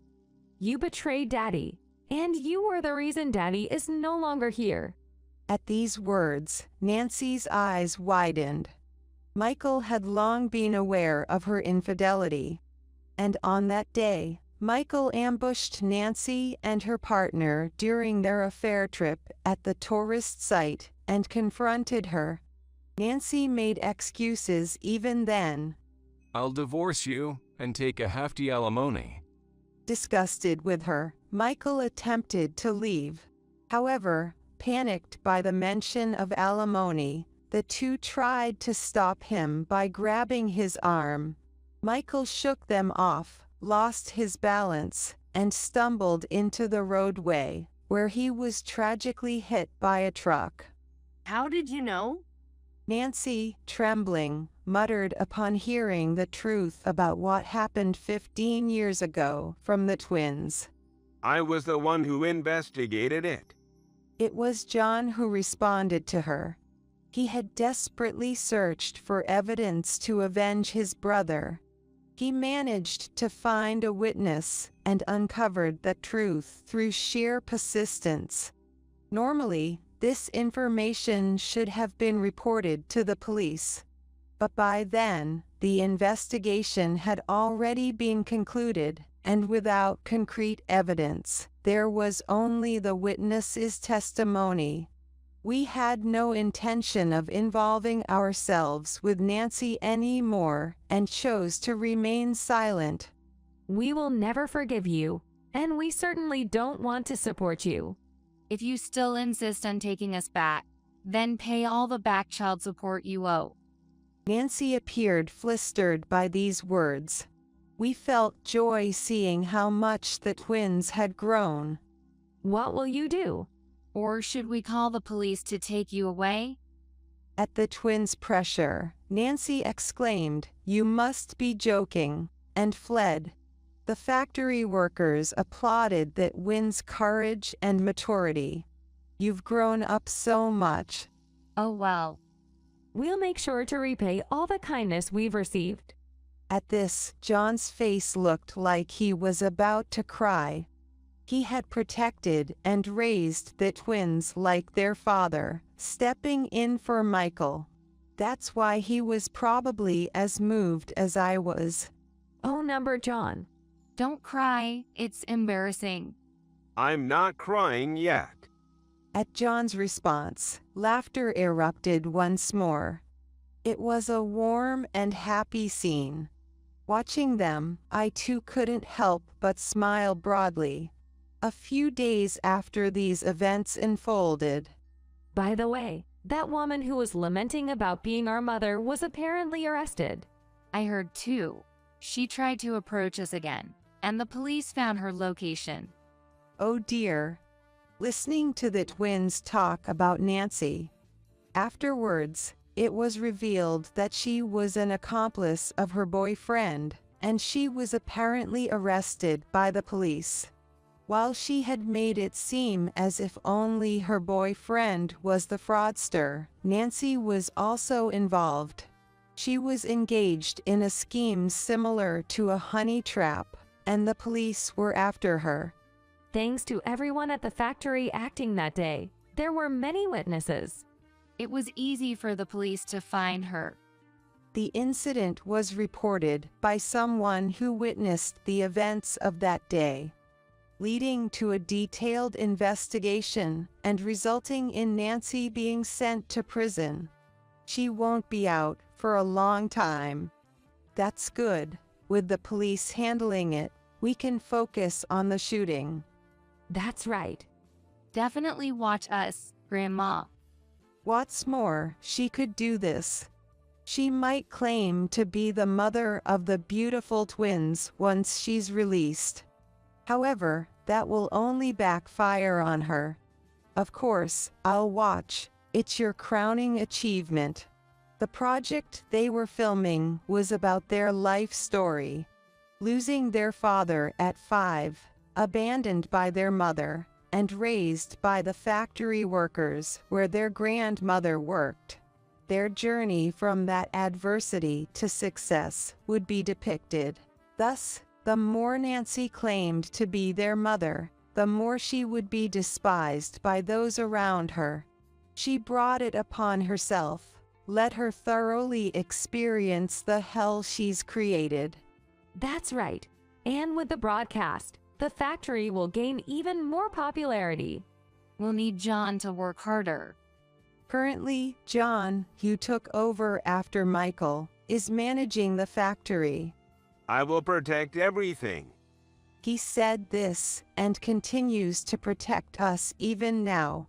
We decided to express our gratitude to him together, smiling at the FOD. The drama, once aired, became a massive hit. People sympathized with that Wynn's situation and loathed the mother's character. Some zealous fans dug up information on Nancy, even discovering she's in prison. Oh dear, hell awaits her upon release. No one will be there for her. Her infamous boyfriend is serving a long sentence for multiple frauds and is unlikely to welcome her back. Regarding her family, it turns out that after the incident 15 years ago, they were investigated and confronted. Nancy's parents had disowned her long before, and they were completely unaware of her current situation. She was disowned for being too wicked and causing trouble for the family. If only she had learned her lesson back then. Indeed. Therefore, no relatives would be there to receive her. She will likely spend her future alone, continually regretting her actions. I feel like we've finally gotten revenge. John remarked, a weight lifted off his shoulders. He had acted thoughtfully for us, fiercely guarding the factory. That's why the twins have come to adore John as their father. Thank you for everything. At my words, John gave a shy smile. I have something to discuss with you, Susan. What's up? I'm thinking of leaving the factory. I wasn't particularly surprised by his words. I was concerned about it, especially since I heard he was handing over various responsibilities to younger employees. The twins have achieved their dreams, and I've left the factory in reliable hands. Now it's time for me to pursue my own dream. If that's your decision, I won't object. Thank you for everything, I said with a smile, prompting a happy grin from John. Then first, would you go on a trip with me? Really? I've always dreamed of going on a trip with my family. John asked with a childlike smile. I stared at his smiling face for a few seconds, then nodded with a smile of my own. If it's with family, we have to invite the twins too. Yes, we need to choose a place where everyone can relax. After a while, the four of us went on a trip. During the trip, that Wins and I gave John a surprise gift, and when he finally broke down in tears, we all burst into laughter. It's been 15 years since you've been gone. I wonder if you and your dad are getting along well there. I mused at the graves of my husband and Michael. The time when I will join the two of them may not be far off, or it could still be a long way away. The children have grown up and achieved their dreams. Following that drama, Maria became an even more popular idol. She is scheduled to go on a nationwide tour soon. Millie received an offer to act in an international movie and had traveled abroad. Michael, John has avenged you properly. After leaving the factory, John has been enjoying his passion for travel. Everyone has achieved their dreams. So, don't worry, just wait for me to join you there, whenever that time comes. Saying this, I stood up. I wonder what I should do next. I decided to live life to the fullest until my days come to an end. I believe that will be my way of repaying the kindness I've received. Right, today is the day Millie is supposed to call me. I better get back and prepare, I murmured, starting to walk back. Hi, Grandma. Maria, aren't you in the middle of your national tour? I was nearby and wanted to see you. And I want to join the video call with Millie. Maria said this with a lovely smile. I'm sure Millie would have the same smile. With their smiling faces as my support, I will keep on living my life today. Grandma, this is Anna. Logan, my grandson, brought a woman named Anna. She was a pale-faced, quiet-looking woman who greeted me with a gentle smile, perhaps out of nervousness. I quickly ushered them into the house. For the meeting, Logan had brought her along, and my daughter-in-law, Rachel, was in a good mood, asking them how they had gotten to know each other. Mom, please serve them some tea quickly. Rachel, who had been in a good mood just minutes before, was now visibly upset. The first thing Logan mentioned to his parents was that Anna was pregnant. I was so shocked that I lost my voice. Rachel showed some displeasure at the fact that the two were having a shotgun wedding. We really want to make this work. We may be immature, but please allow us to marry. The two were earnestly seeking marriage approval from his parents. Being the grandmother, I felt it was unnecessary to comment and watched silently, but I was moved by their attitude. However, Rachel made a blatantly displeased face and waved her hand in front of her own face. Shotgun weddings are so tacky. Just because there's a baby doesn't mean you have to marry. Right, Mom? Suddenly addressed, I let out an what, as Rachel turned a sarcastic smile towards me. Well, indeed, just because there's a baby doesn't necessarily mean you have to marry. Logan's face fell for a moment. I expected that reaction. But you two are trying to move forward because of the baby. After all, it's something Logan and Anna decided together. It's not something anyone else can oppose. Rachel, shouldn't we be supporting Logan and Anna? Rachel drained her coffee mug in one gulp. Mom, please prepare some more coffee. She handed me the cup, crossed her arms, and sighed. Well, opposing it is probably pointless anyway. So when exactly are you planning the wedding? Oh, we want to do it soon, considering Anna's condition. I see. So for us, it's like finally taking a break from parenting. Rachel said this thoughtfully, then turned to face me in the kitchen. We're going to be living with family from now on, so can our unwanted housekeeper please leave? Excuse me. Rachel's abrupt words left her husband John stunned, and both Logan and Anna were left with their mouths open in surprise. What should I do now? My name is Catherine. I'm a 70-year-old grandma. I live in a 2-generation household with my only son, John, and his wife, Rachel. Although it may seem happy from the outside, I have been feeling down since my husband passed away a few years ago. Rachel, John's wife, is a strong-minded woman who speaks her mind immediately. Our relationship isn't bad, but I often feel being used by her. When Rachel goes out with friends, she expects me to do the laundry and even asks me to drive her to the station. Rachel seems to think that living in a 2-generation household is her way of showing filial piety. Contrary to my desire for a quiet life after my husband's death, I find myself in a complicated situation.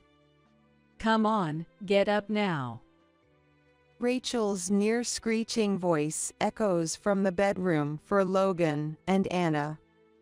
Oh boy, she seems to be in a bad mood again today.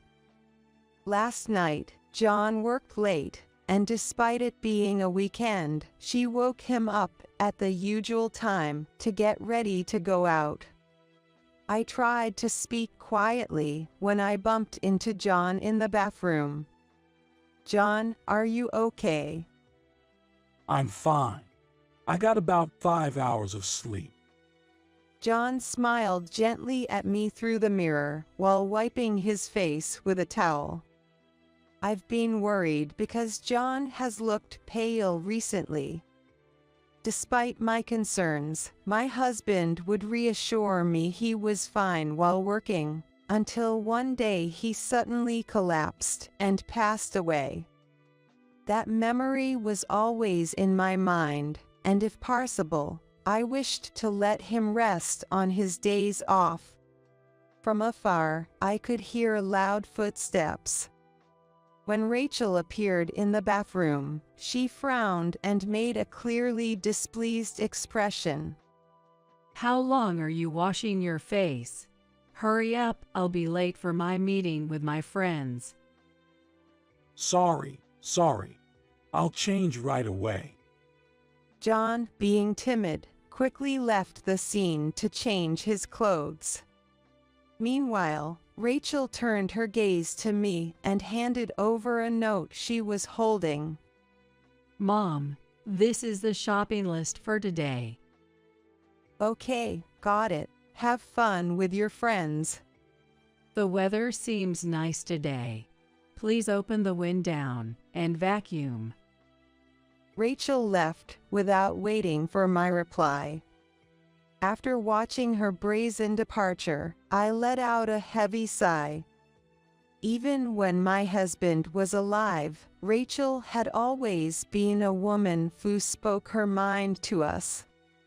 At the beginning of our living together, I had told her, "Don't be shy," but as time went on, her aggressive nature became more apparent.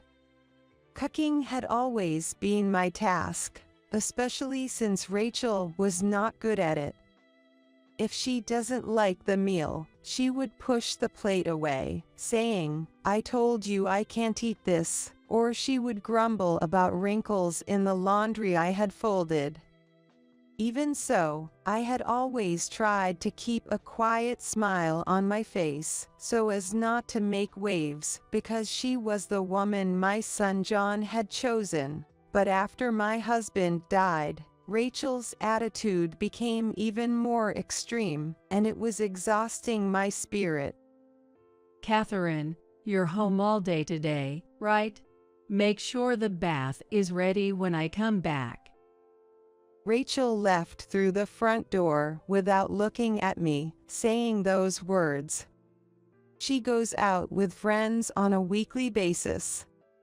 From the beginning of her marriage, she did not do much housework or childcare, was only concerned with her appearance, and often spent a lot of money. She was very sociable and made acquaintances in many places. There were many times I suspected her of infidelity when she was younger, but John always believed she wouldn't do that, so I never pursued it further. After dropping Rachel at the shopping mall and returning, I was surprised to see John carrying a box of chocolates. Oh, this. Rachel said she's giving them out at her reunion next week. Really? All of these? Rachel says she has her pride. She doesn't want to be seen as struggling with money because we live with her parents. Sorry, just let her be. Of course, it's okay. I understand. Sitting in the chair, I felt an overwhelming sense of helplessness. After a while, I took the shopping list Rachel had given me and went out. My familiar shoes felt heavier than usual. Perhaps due to my age, I often felt a dull pain in my knees with every step.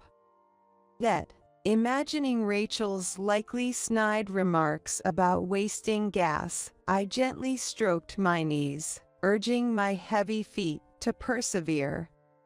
Returning home with shopping bags in both hands, sweat beading on my forehead, I set down the packages in the entrance and stretched my bent back. Then, Logan appeared. Ah, Grandma, welcome back. I thought you weren't here, so you were shopping. Logan looked at the bags I brought back, pursing his lips slightly. Since Logan, the only son of John and Rachel, started working last spring, we had seen less of each other. Though we lived together, he was probably busy with work, not returning until late at night and leaving early in the morning. Moreover, he would dress up and go out on weekends. It was rare for Logan to be home during the day on a weekend. Before I could take off my shoes, Logan had taken the shopping bags to the kitchen and began putting things away quickly. Glancing sideways, I sensed a joyful atmosphere in Logan's expression. Did something good happen? Logan smiled as he carefully placed eggs from the pack into the fridge. Actually, then someone I want to introduce. I'm thinking of bringing her home next week. As I processed his words, I listened intently, realizing my grandson had reached such an age. Someone you want to introduce, could it be, maybe? Maybe, Grandma. There's also something I've been thinking about a lot. Something you've been thinking about? Yes, I can't talk about it now, but I'll surely tell you someday. For now, would you meet the person I want to introduce? Excited, Logan made me smile unwittingly. I was curious about what he had been thinking about, but more than that, I was interested in what kind of woman he would bring home. We had lived together since he was little, but Logan had never brought home a girlfriend before. Maybe his absence from home since starting his job was because he was dating, I concluded to myself.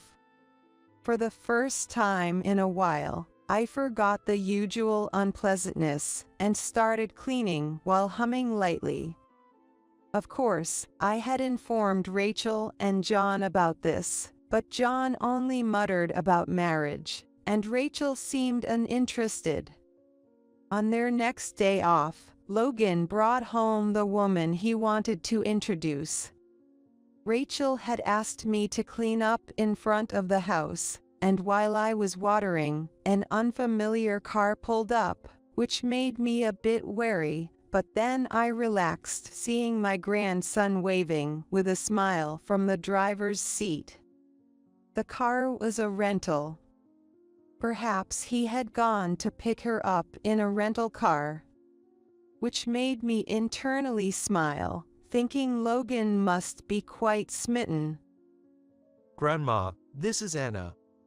Seeing the happy face of my grandson introducing the woman beside him, I couldn't help but smile. Anna, Logan brought with him, was a pale-faced, mature-looking woman who smiled quietly and greeted me in a small voice, perhaps nervous. I quickly ushered them into the house.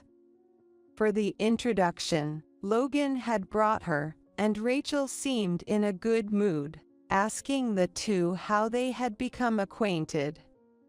At the table set for 4, Rachel and John sat facing Logan and Anna, while I was in the kitchen preparing tea for everyone. Catherine, please serve them tea quickly.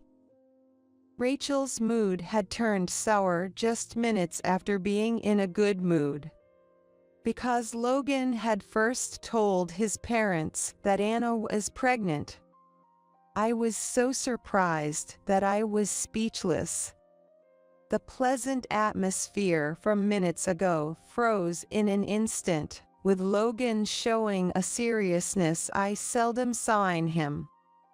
Rachel showed some displeasure at the fact they were having a shotgun wedding. We really want to make this work. We may be immature, but please allow us to marry. The two earnestly sought parental approval for their marriage. As a grandmother, I felt it was unnecessary to say anything and watched silently, but I was moved by their positive attitude. Watching Logan pleaded earnestly in front of his parents, I felt tears forming. Of course, we support your marriage. It's better to marry soon for the baby's sake and have a peaceful mind. Thank you, Dad.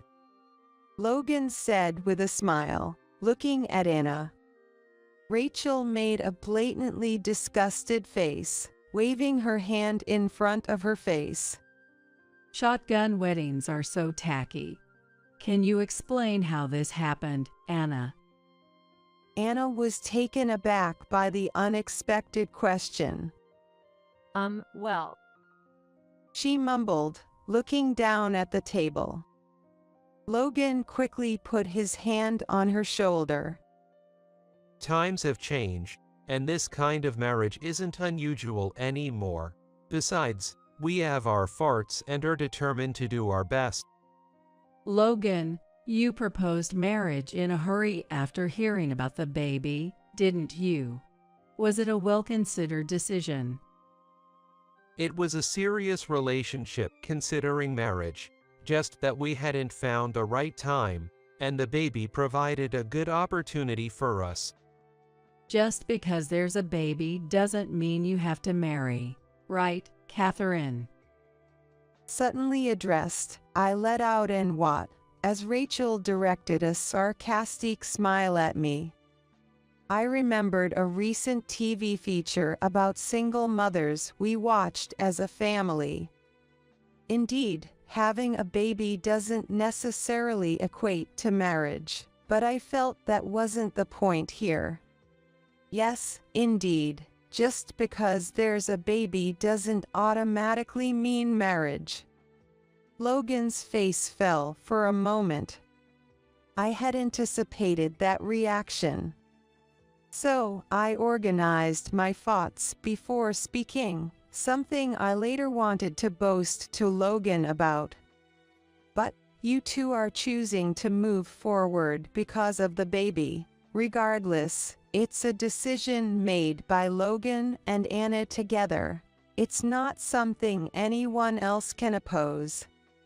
Rachel, shouldn't we just support Logan and his decisions? Everyone present might have thought it was just a careless statement from an old woman, but Rachel just drank her coffee in one gulp. Catherine, please prepare more coffee. After passing the cup, she crossed her arms and sighed. Well, opposing it would be pointless, I guess. So when exactly do you plan to get married? Oh, we want to do it soon, considering Anna's health. I see. So for us, it's like finally stepping back from parenting. Rachel said this thoughtfully, then turned to face me in the kitchen. We're going to live with family from now on, so can our unwanted housekeeper please leave? Excuse me. Now that my son is getting married, we want to live with just our close family. I was taken aback by Rachel's sudden words, and both Logan and Anna were left with their mouths open in surprise. Once Logan's child is born, they will live here for a while. The baby's night crying might bother you, Catherine. No, I'm fine with it. In fact, I want to help if I can. But I see no advantage in living with someone who's likely to need caregiving soon. You're no longer needed. So, can you leave? I felt heartbroken but managed a brave smile, not wanting to worry Logan and his family. At that time, I didn't take Rachel's words seriously. However, day by day, Rachel's efforts to drive me out became more overt, frequently saying, "Please leave soon." When I talked to John about it, he just looked troubled and remained silent. What shocked me was that Rachel was managing almost all of my late husband's estate, including the house. My husband, a doting father, had left everything to our son, John, meaning I practically owned nothing. And John, being under Rachel's influence, left me stunned, facing the loss of both home and property. What should I do now? I muttered while looking through old albums with my late husband at night. He was always gentle and never angry, just a calm person. I wondered if his nature had allowed Rachel to become so domineering, feeling like the root cause lay with both my late husband and myself. Months passed in this oppressive atmosphere, with Rachel's harassment continuing daily. I couldn't leave, enduring everything silently. One day, while I was showering, the water suddenly turned cold. Worried it was broken, it seemed Rachel had turned off the water heater. Thinking she didn't realize I was bathing, I turned it on again, only for it to be promptly turned off. When I asked her not to turn it off while I was bathing, she yelled, "It's a waste of electricity." Then I resorted to washing with the bath water, but soon, Rachel started draining the tub after her use, forcing me to wash in cold water even in winter. I was distraught and spoke to John, who weakly suggested, "Maybe bathe when Rachel is out." I sighed deeply, dismayed by his timidity. Rachel kept telling me, with a sneering laugh, "You should find an apartment and move out soon." I felt helpless against her words. Amidst these depressing days, a piece of bright news arrived today. Anna had given birth to a healthy baby. For a moment, Rachel and I joyfully celebrated together, both with tears in our eyes. If only you would leave the house soon, I would truly be happy. Rachel suddenly said with a cold look, after the shared joy. I doubted her character at that moment. Glancing at John, he appeared indifferent, purposely focusing on the newspaper's front page.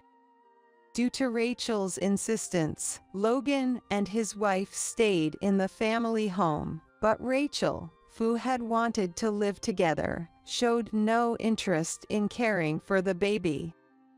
I did what I could to help Anna, who, despite being overwhelmed with caring for the baby, always expressed deep gratitude. Thank you so much for everything.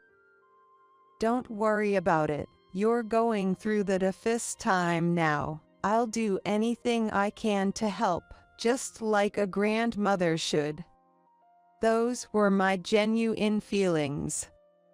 After a really busy few months, Logan said to me without any premonition, "I have something important to discuss." "Can't we talk about it here?"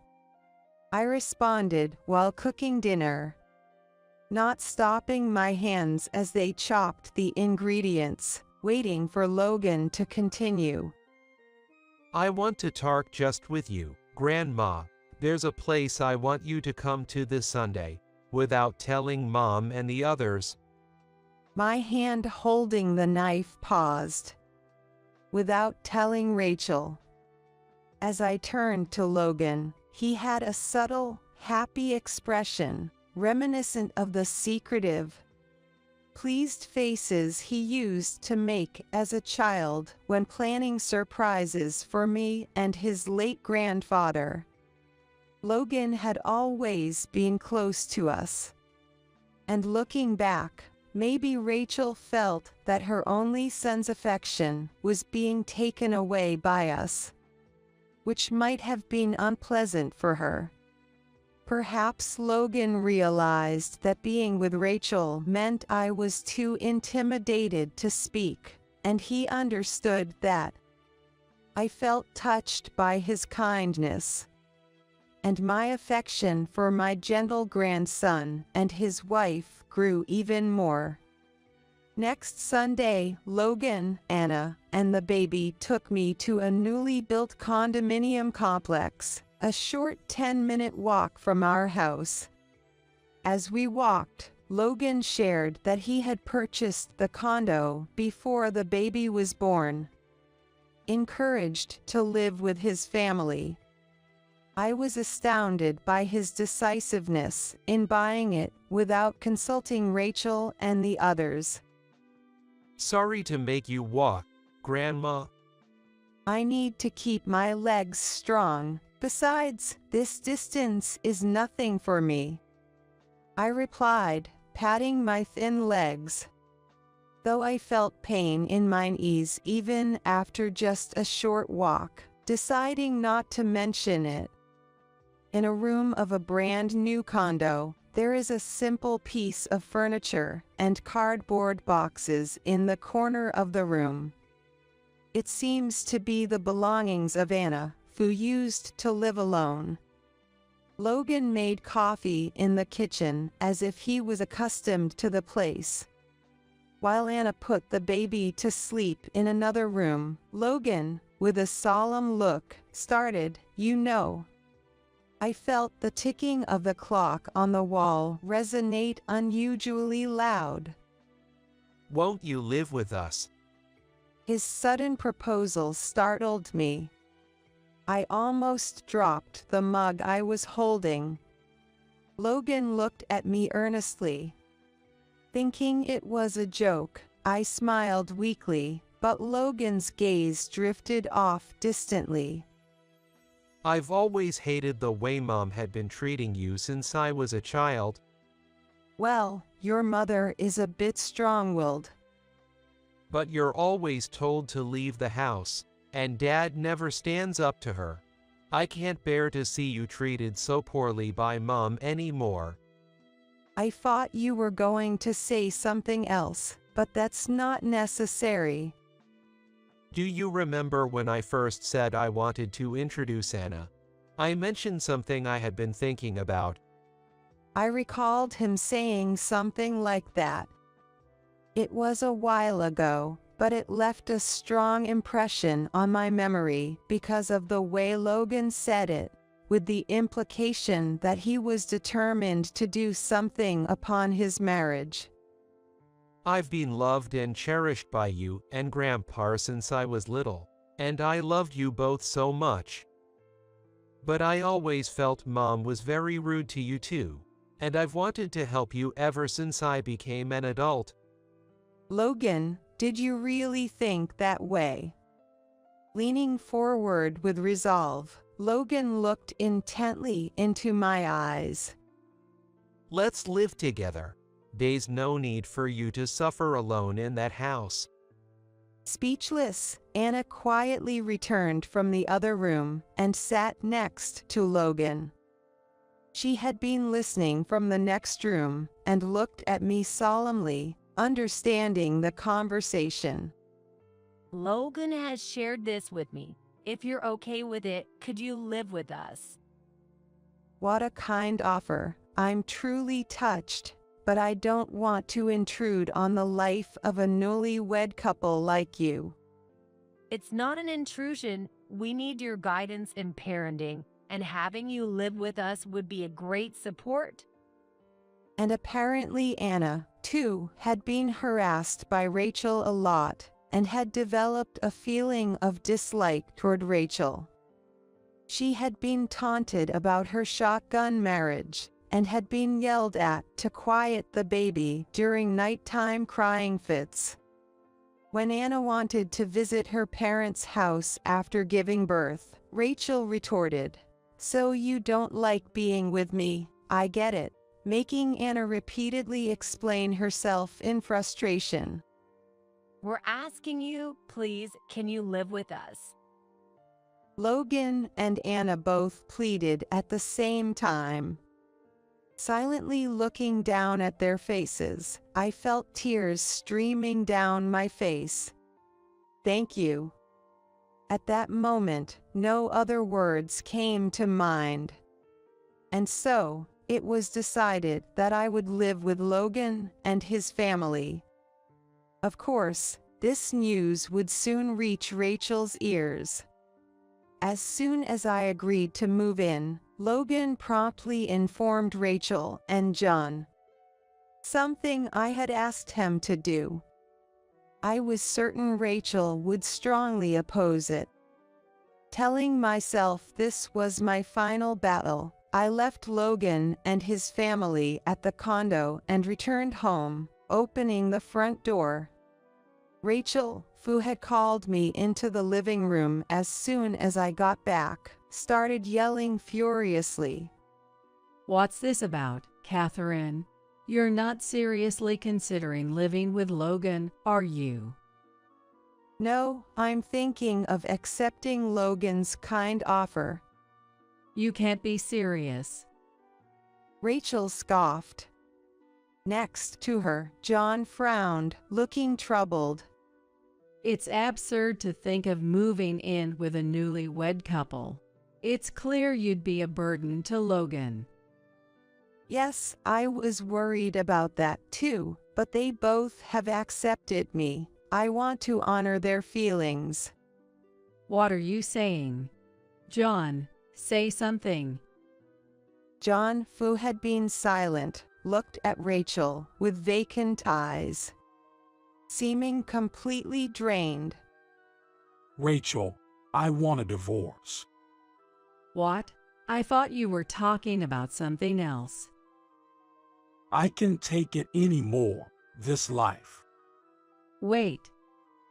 The usually calm John raised his voice, causing Rachel to flinch. He stood up, confronting Rachel with a stern look. "I can't continue with you. Your treatment of me is one thing, but what you've done to Mom is unforgivable." "What the heck, John? Don't start yelling now. We're talking about Logan living with Mom, right?" "Mom will live with Logan. That's settled. Now it's about you and me. I can't live with you anymore." "Why are you bringing this up all of a sudden?" "I've tolerated your behavior since Mom had been putting up with it. But if she's moving out to live with Logan, it changes things. It's our issue now. I've wanted to divorce you for a long time, with all your suspicious behavior and alleged affairs since we were young." "I didn't do such things." Rachel, unusually unsettled, darted her eyes around. John had always been gentle, but as a child, he was untamable when angered. Rachel probably had never seen John angry. He tended to prepare meticulously to confront someone when angry. John carelessly pulled a large brown envelope from his work bag and spread it on the table. It was an infidelity investigation report from years ago, clearly proving Rachel's affairs without even needing to read the details. Rachel sat down, dumbstruck. John said nothing more and walked to his room. I noticed the living room curtains fluttering. The window was open, and I felt a soft breeze. I wondered if our embarrassing conversation had been overheard by the neighbors, and held my temple. "Rachel, I can't say much about you and John, But you two need to have a serious talk. Rachel remained silent, just sitting there. After refusing to divorce, Rachel took it to court, but the infidelity investigation was the final blow, and the divorce was finalized. I heard through the grapevine that Rachel remained aggressive after the divorce, gradually pushing people away and leading a lonely life. By the time the divorce was finalized, I had already been living with Logan and his family for 6 months, helping with the great-grandchild's care and feeling happy every day. Then one day, Grandma, Dad is here. returning from a walk with the great-grandchild, I found John sitting solemnly in the living room. It had been half a year since I had seen my son, and he looked somewhat healthier. After putting the great-grandchild to bed, I smiled at John. "Getting more sleep now that you're divorced?" Thanks to you, I can sleep for 8 hours. John said this with a brightness I hadn't seen before. I remembered my son always had this innocent smile, even if he had aged and grown a beard, reminding me of his younger days and making me chuckle. "So, what brings you here today? You're not going to say you want to live with us, are you?" Well, that's actually why I came. Of course, I'll contribute to the new home expenses. That's only right. You've learned to manage your finances properly after the divorce. I've already discussed it with Logan and Anna. I plan to buy this apartment with the inheritance left by our late father in a way that they agree with. Now, I can take care of you, Mom. John was never weak, just timid by nature. His decision after the divorce was a result of careful consideration about his future. Looking at my son, grandson, Anna, and great-grandchild in turn, I closed my eyes. I saw my late husband's image in the back of my eyes, smiling gently as if to say, "Isn't that nice?" What's nice about it? I went through so much trouble. If you had lived longer, I might have been happier. But then I reconsidered. My current happiness was thanks to Logan and Anna, who had wished for it. My gratitude for these two was beyond words. Suddenly, the great-grandchild started crying loudly, and I quickly went to the crib, lifting the child into my arms. After a few gentle rocks, the great-grandchild settled comfortably and fell asleep in my arms. So, there's no money left in this house, right? We don't need to deal with them anymore, do we? That's true. I guess we don't need our parents anymore. What? I mean, cutting ties with you, you know. Humoring a broke old lady doesn't benefit us at all. Right? She's been trying to mooch off us, and even without a penny to her name, she expects us to take care of her. Better to cut ties now. I understand your point.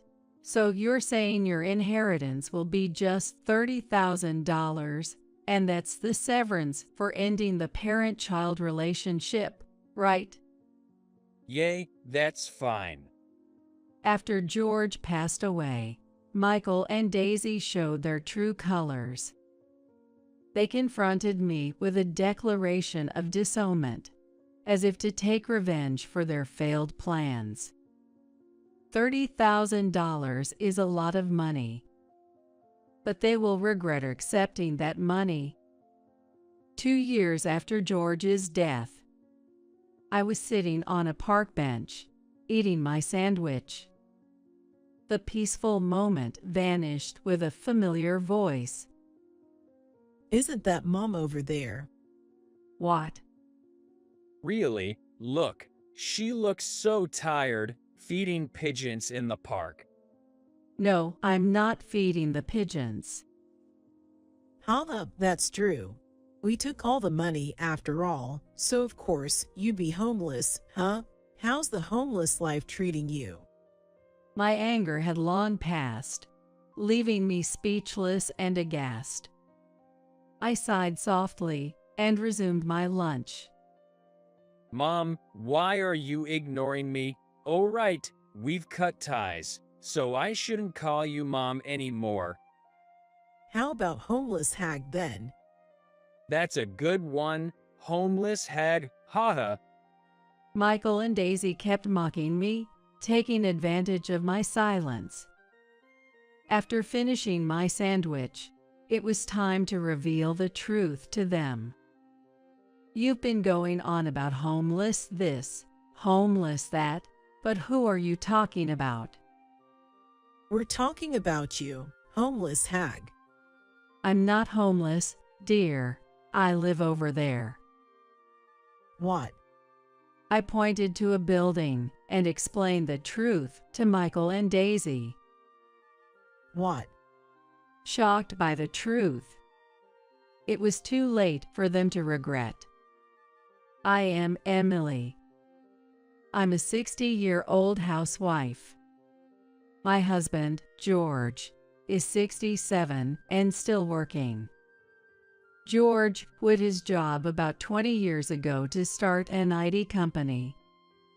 The company has grown successfully, especially in the last 10 years, as he ventured into new fields, leading to rapid growth. Now it's a significant enterprise. I don't quite understand all this data science and big data stuff that George talks about. Given his age, George has already retired as CEO, but he continues to work as the chairman. However, he seems to think it's about time to step down completely. We have one son, Michael. When George retired as CEO, Michael didn't take over the company. He isn't helping with George's company at all, quite the contrary. I don't want to be seen as living off my father, so I'll do my best on my own. After graduating from college, Michael joined a company unrelated to IT and moved out. I was a bit disappointed when Michael didn't take over George's company because I had hoped he would. But as a proud parent, I felt a bit proud when I saw him choose not to rely on his powerful parents, and I couldn't help but smile when I heard his decision. I won't force you, so do what you want. George seemed to share my sentiments, offering a supportive nudge to Michael, despite looking a bit disappointed. Everything was fine until Michael got a job. After that, he rarely contacted us, only coming home about once a year. Lately, he just calls and doesn't visit at all. Well, I suppose that's not unusual for men. And as long as he's doing fine, that's what matters. Still, I can't help but wish he would reach out more. Then one day, Michael called. It's rare for you to call. I have something to report. I'll be coming home soon. What's the report? I'm getting married, so I want to introduce her to you. Really? That's wonderful. I was already happy to hear from Michael, but I was ecstatic to hear about his marriage, and I couldn't help but exclaim loudly. My sudden outburst made George, who was leisurely watching TV, jump and turn towards me. I returned his glance with a beaming smile. He looked puzzled, unaware of Michael's marriage news. Michael would bring his fiancée home in a month, Michael will be bringing his bride-to-be home soon. That's still 3 weeks away. 3 weeks will fly by. Since Michael's call, I've been reminding George almost daily that Michael will be home soon with his bride-to-be. George might be tired of hearing it, but I can't help repeating it. I just can't help being so excited about it. But this marriage announcement would soon bring me a sense of unease. A month later, Michael and his fiancée arrived. We're home. Welcome. Come in. George is waiting in the living room. Thank you. His fiancée, Daisy, looked young and cute like an idol, instead of having the sleek beauty of a model. Her nervousness, glancing around at the entrance, was endearing. As I led them to the living room where George was waiting, she kept looking around. Welcome. Have a seat. In the living room, George seated Michael and Daisy opposite of him. I sat next to him. Daisy continued to look around curiously. Feeling a bit embarrassed by her scrutinizing gaze, I asked her, "Is there something you're curious about?" Oh, number, it's just. This is so different from what I imagined. What? I had heard that George runs a large company. Hey, don't say embarrassing things like that out of the blue. Daisy's comment and Michael's flustered attempt to cover her made George and me exchange glances and burst into laughter. Was the house more ordinary than you expected? No, it's not that. Don't worry about it. We're not really into material things. So even though George runs a big company, our house is just average size. And we don't deck ourselves out in designer brands or have fancy meals every day. I see. I'm sorry for the odd comment out of the blue. I told you, there's no need to be nervous, right? You see, Dad isn't a very imposing person. It seems Michael laughed along too. And with Michael's laughter, it appeared that Daisy's nerves had eased, and the conversation flowed smoothly after that. Daisy looks young, but is actually 27, and talking to her, you can tell she's really mature. I had been worried about Michael not marrying even after turning 30, but now that he's going to be happily married, I feel relieved. 3 months later, Michael got married. It's joyous in itself, but Michael's marriage brought an unexpected bonus. Hello, Mom. Everything okay over there? Yes, everything's fine. You and Dad are getting up there in age, so please take care of yourselves. It seems like that's all you talk about every time you call. Since getting married, Michael has started calling once a month. Daisy probably found out he hadn't been calling at all before and suggested he should call regularly.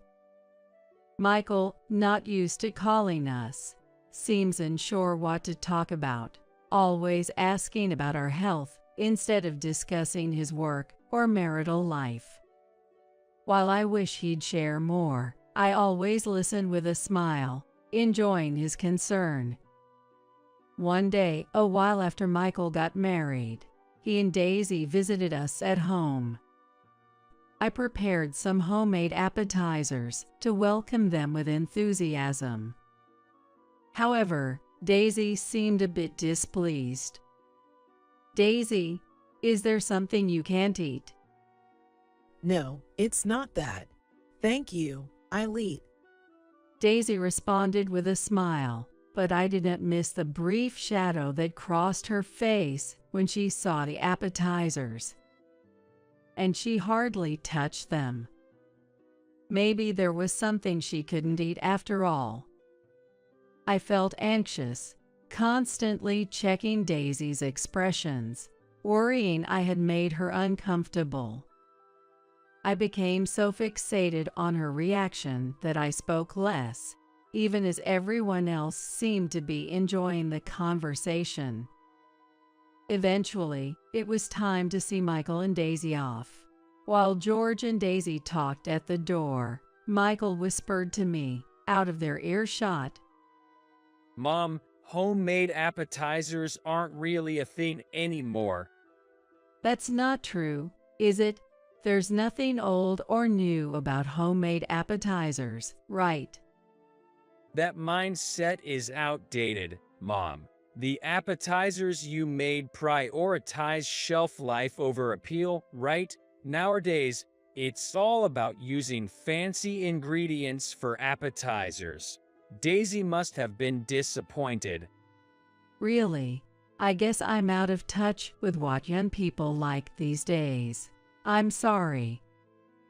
While I believe there's nothing wrong with making appetizers, I was too concerned about Daisy's impression and ended up apologizing to Michael in a low voice. After the small appetizer incident, our monthly calls became less frequent, dropping to once every 2 or 3 months. I felt down, thinking I had upset Daisy with the appetizers. Seeing me like this, George comforted me gently. Daisy wouldn't get upset over appetizers. Maybe work is just busier, or continuing the monthly calls was too much. Going from no contact to once a month is a big jump, isn't it? Even if it's every 3 months, it's good that he calls at all. His words lifted my spirits a bit. However, even then, I couldn't say it was a complete recovery, and negative feelings remained in a corner of my heart. And it seemed that the negative emotions lingering in my heart had the power to attract bad things. 6 months later, George fell ill. This is it. I can't work anymore. Guess it's the right time to retire. In the hospital bed, George seemed relieved about not having to work anymore. But having been married for 30 years, I understand. He must be thinking he was frustrated about being forced into retirement by illness. He smiled to avoid worrying me, and that consideration pierced my heart. Of course, I had told Michael about his illness. What? Dead's ill. I'll come to visit soon. Michael's response over the phone seemed indifferent. George's condition worsened after he collapsed. Still, Michael and Daisy never visited him in the hospital. Gradually, the once every 3-month calls ceased, and they never returned home after he fell ill. Time passed, and 3 years later, George passed away. So, did finally kick the bucket. Well, he was over 70 and had made his company successful, so he probably lived a content life, right? Even when I told Michael over the phone about George's passing, his reaction was indifferent. They showed up at the funeral but didn't help out, and as soon as the service was over, Michael and Daisy quickly left. Remembering them laughing as they got into their car, my sadness at George's absence turned into anger. However, this anger was fleeting, and soon I was overwhelmed with sadness again. There was so much to do, like paperwork and clearing up, but I couldn't get anything to progress as I wanted.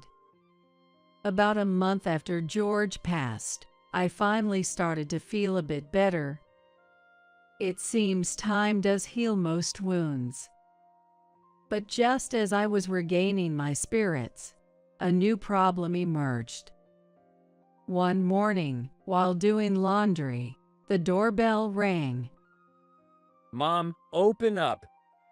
Looking at the intercom monitor, I saw Michael and Daisy standing there. Confused by their sudden visit, I headed to the front door. Dad's office was this way. Hold on. As I opened the door, without any greetings, Michael and Daisy hurriedly entered and made a beeline for George's office.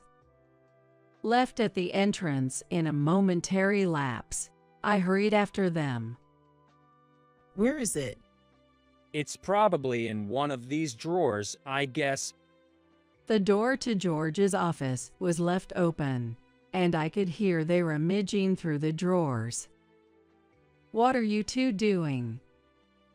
They stopped opening drawers and turned to look at me. I had a hunch, but I was praying it wasn't true. It's about time to talk about the inheritance, right? So, we came to collect what's ours. He was a CEO and chairman of a big company, and it seems like he didn't spend much, so there must be plenty of money. Sadly, my prayers went unanswered. Michael and Daisy threw a few words at me and resumed rifling through the drawers. Seeing them act like thieves, I lost the will to stop them. Found it. Is this it? Oh, is it there? What's inside? Haha. Excitedly, they flipped through George's bank book. But their expressions darkened as they saw the balance. What's this? There's hardly any money in here. Damn. So, there wasn't much money after all. It was clear they had come looking for George's money. But I couldn't grasp what they were talking about, and my thoughts froze, leaving me standing there, dumbfounded. Mom, you have been living a comfortable life, but what a way to end it, ho. Michael's voice snapped me back to reality. As my consciousness cleared, I saw them smirking at me. Still not understanding the situation, I was ready to be ridiculed as I asked Michael, "What do you mean by a terrible end?"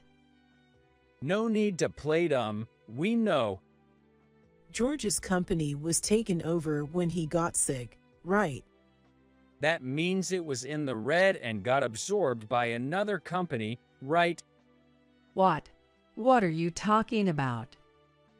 A guy holding a company that's almost bankrupt surely doesn't have any money. Still, we thought that being at the top of a big company, even if it was going downhill, there would be some money left. My plan is ruined. Yeah, what a disappointment. Wait, what are you talking about?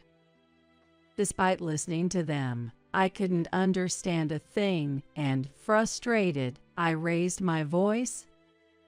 But they, still with their villainous grins, were unfazed by my outburst.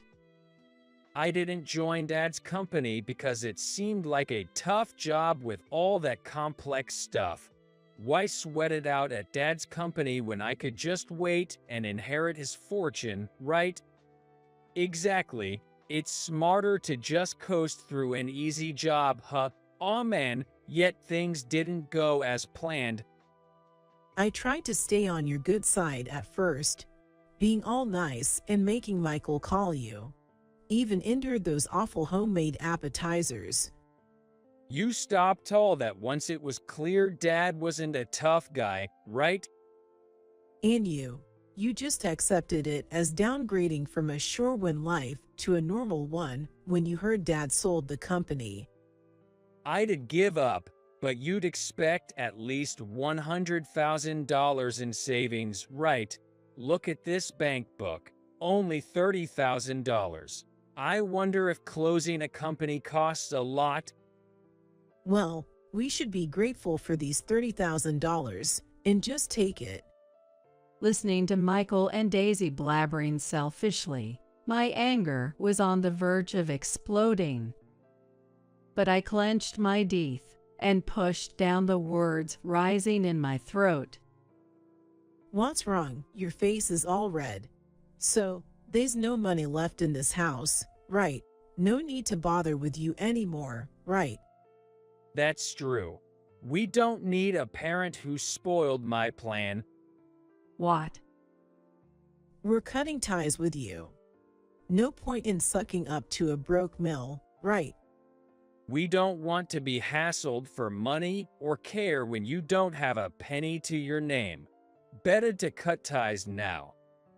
I get your point. So your inheritance is just that $30,000. And that's our severance for cutting ties, right? I can keep the rest, right? Yay, that's fine. We don't need this house and we don't want to be saddled with any debt. We're good with just the $30,000. Michael and Daisy left laughing, just like at the funeral. I didn't want to give them even $30,000. $30,000 is a lot of money. But later, they will regret receiving that $30,000. 2 years after George passed away, I was roaming around town on an errand. Moving around is tough when you're past your mid-60s. Exhausted, I decided to rest on a park bench. With a heave, I sat down and took out a sandwich I bought from the supermarket for a quick lunch. As I ate, pigeons gathered around. Watching the pigeons, I felt at peace. Indeed, they are a symbol of peace. But that tranquil moment was shattered by a familiar voice. Isn't that Mom over there? What? It's true. Look, she's got that tired look, feeding pigeons in the park. No, I'm not feeding the pigeons. Huh, that's right. Still not spending on appearances, huh? Oh, I guess you have no money left to spend. We took all the money, so naturally, you'd be homeless, right?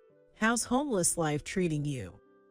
Michael and Daisy never really listened to me.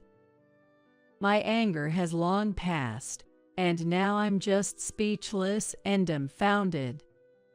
I sighed quietly and resumed my lunch. Mom, why are you ignoring me? Oh, right, we cut ties, so I shouldn't call you Mom anymore. How about homeless hag then? That's a good one, homeless hag. They continued to mock me, laughing at their own cruel jokes. After finishing my sandwich, it was time to reveal the truth to them. You've been going on about homeless this, homeless that, but who are you talking about? We're talking about you, homeless hag. I'm not homeless, dear. I live over there. What? I pointed to a building. They slowly turned their gaze in the direction I was pointing. Though it appeared small and distant, it was a fine high-rise condo. I thought luxurious condos weren't my thing at first, but living there proved to be convenient. That condo has barrier-free units for the elderly, and I live in one. Plus, with care staff on site 24/7, I feel safe knowing help is always available. What? Stop bluffing. There's no way a homeless hag like you could afford to live there. Well, yes, that's the condo George left for me. What do you mean? He actually owned 5 condos. I moved into one, and I'm the owner of the others, so I have rental income. That's why I'm not struggling for living expenses. Ha ha ha. If you're going to lie, at least make it a believable one. It's true. I'll show you proof, but only a little since I don't usually show off. I pulled out documents related to the ownership and rental agreements of the condos from my bag, and they were so shocked their jaws could have dropped. My errand today was related to these condos, so I happened to have the documents with me. They seemed skeptical, but after seeing these documents, they finally understood I was telling the truth. Where did Dad get that kind of money? You two thought Dad's company was sold at a loss, but it was actually a proper sale. He bought these condos as an investment with the money from selling the company. That's why there was only $30,000 in savings. I think he wanted to leave an inheritance in a form other than cash. Maybe he still wanted to do something businesslike after suddenly retiring due to his illness. Realizing the truth about the condos but only receiving $30,000, they were in a daze. However, claiming to own 5 buildings might seem like a stretch, as Michael suggested. Building one condo costs millions. For 5, it would be hundreds of millions. It's unlikely to have that much money just from selling a company, and even big corporations can't easily build 5 condos. Actually, I own units in different buildings, not entire buildings. When I said 5 buildings, I meant that I own units in 5 different buildings, totaling 6 units. It was easier to say it that way. They seem to have misunderstood that I own entire condo buildings, but I can't be bothered to correct them, so I'll let it be. Moreover, it ended up sounding like I owned 5 whole buildings when I actually have units in 5 buildings, but owning 6 units is still significant. Each condo unit he bought costs over $500,000. So with 6 units, that's over $3 million. He invested most of the money from selling his company into these condos. He must have had a lot of fun making one last big purchase with the money he worked his whole life to earn. Now that you have so many, shouldn't you share one with us? Yay, managing all that must be tough for you alone. We can help. When they learned I was an owner of multiple condo units, they became cautious in their words, their speech awkward. Their attitudes flipped entirely. Of course, I can't trust such people.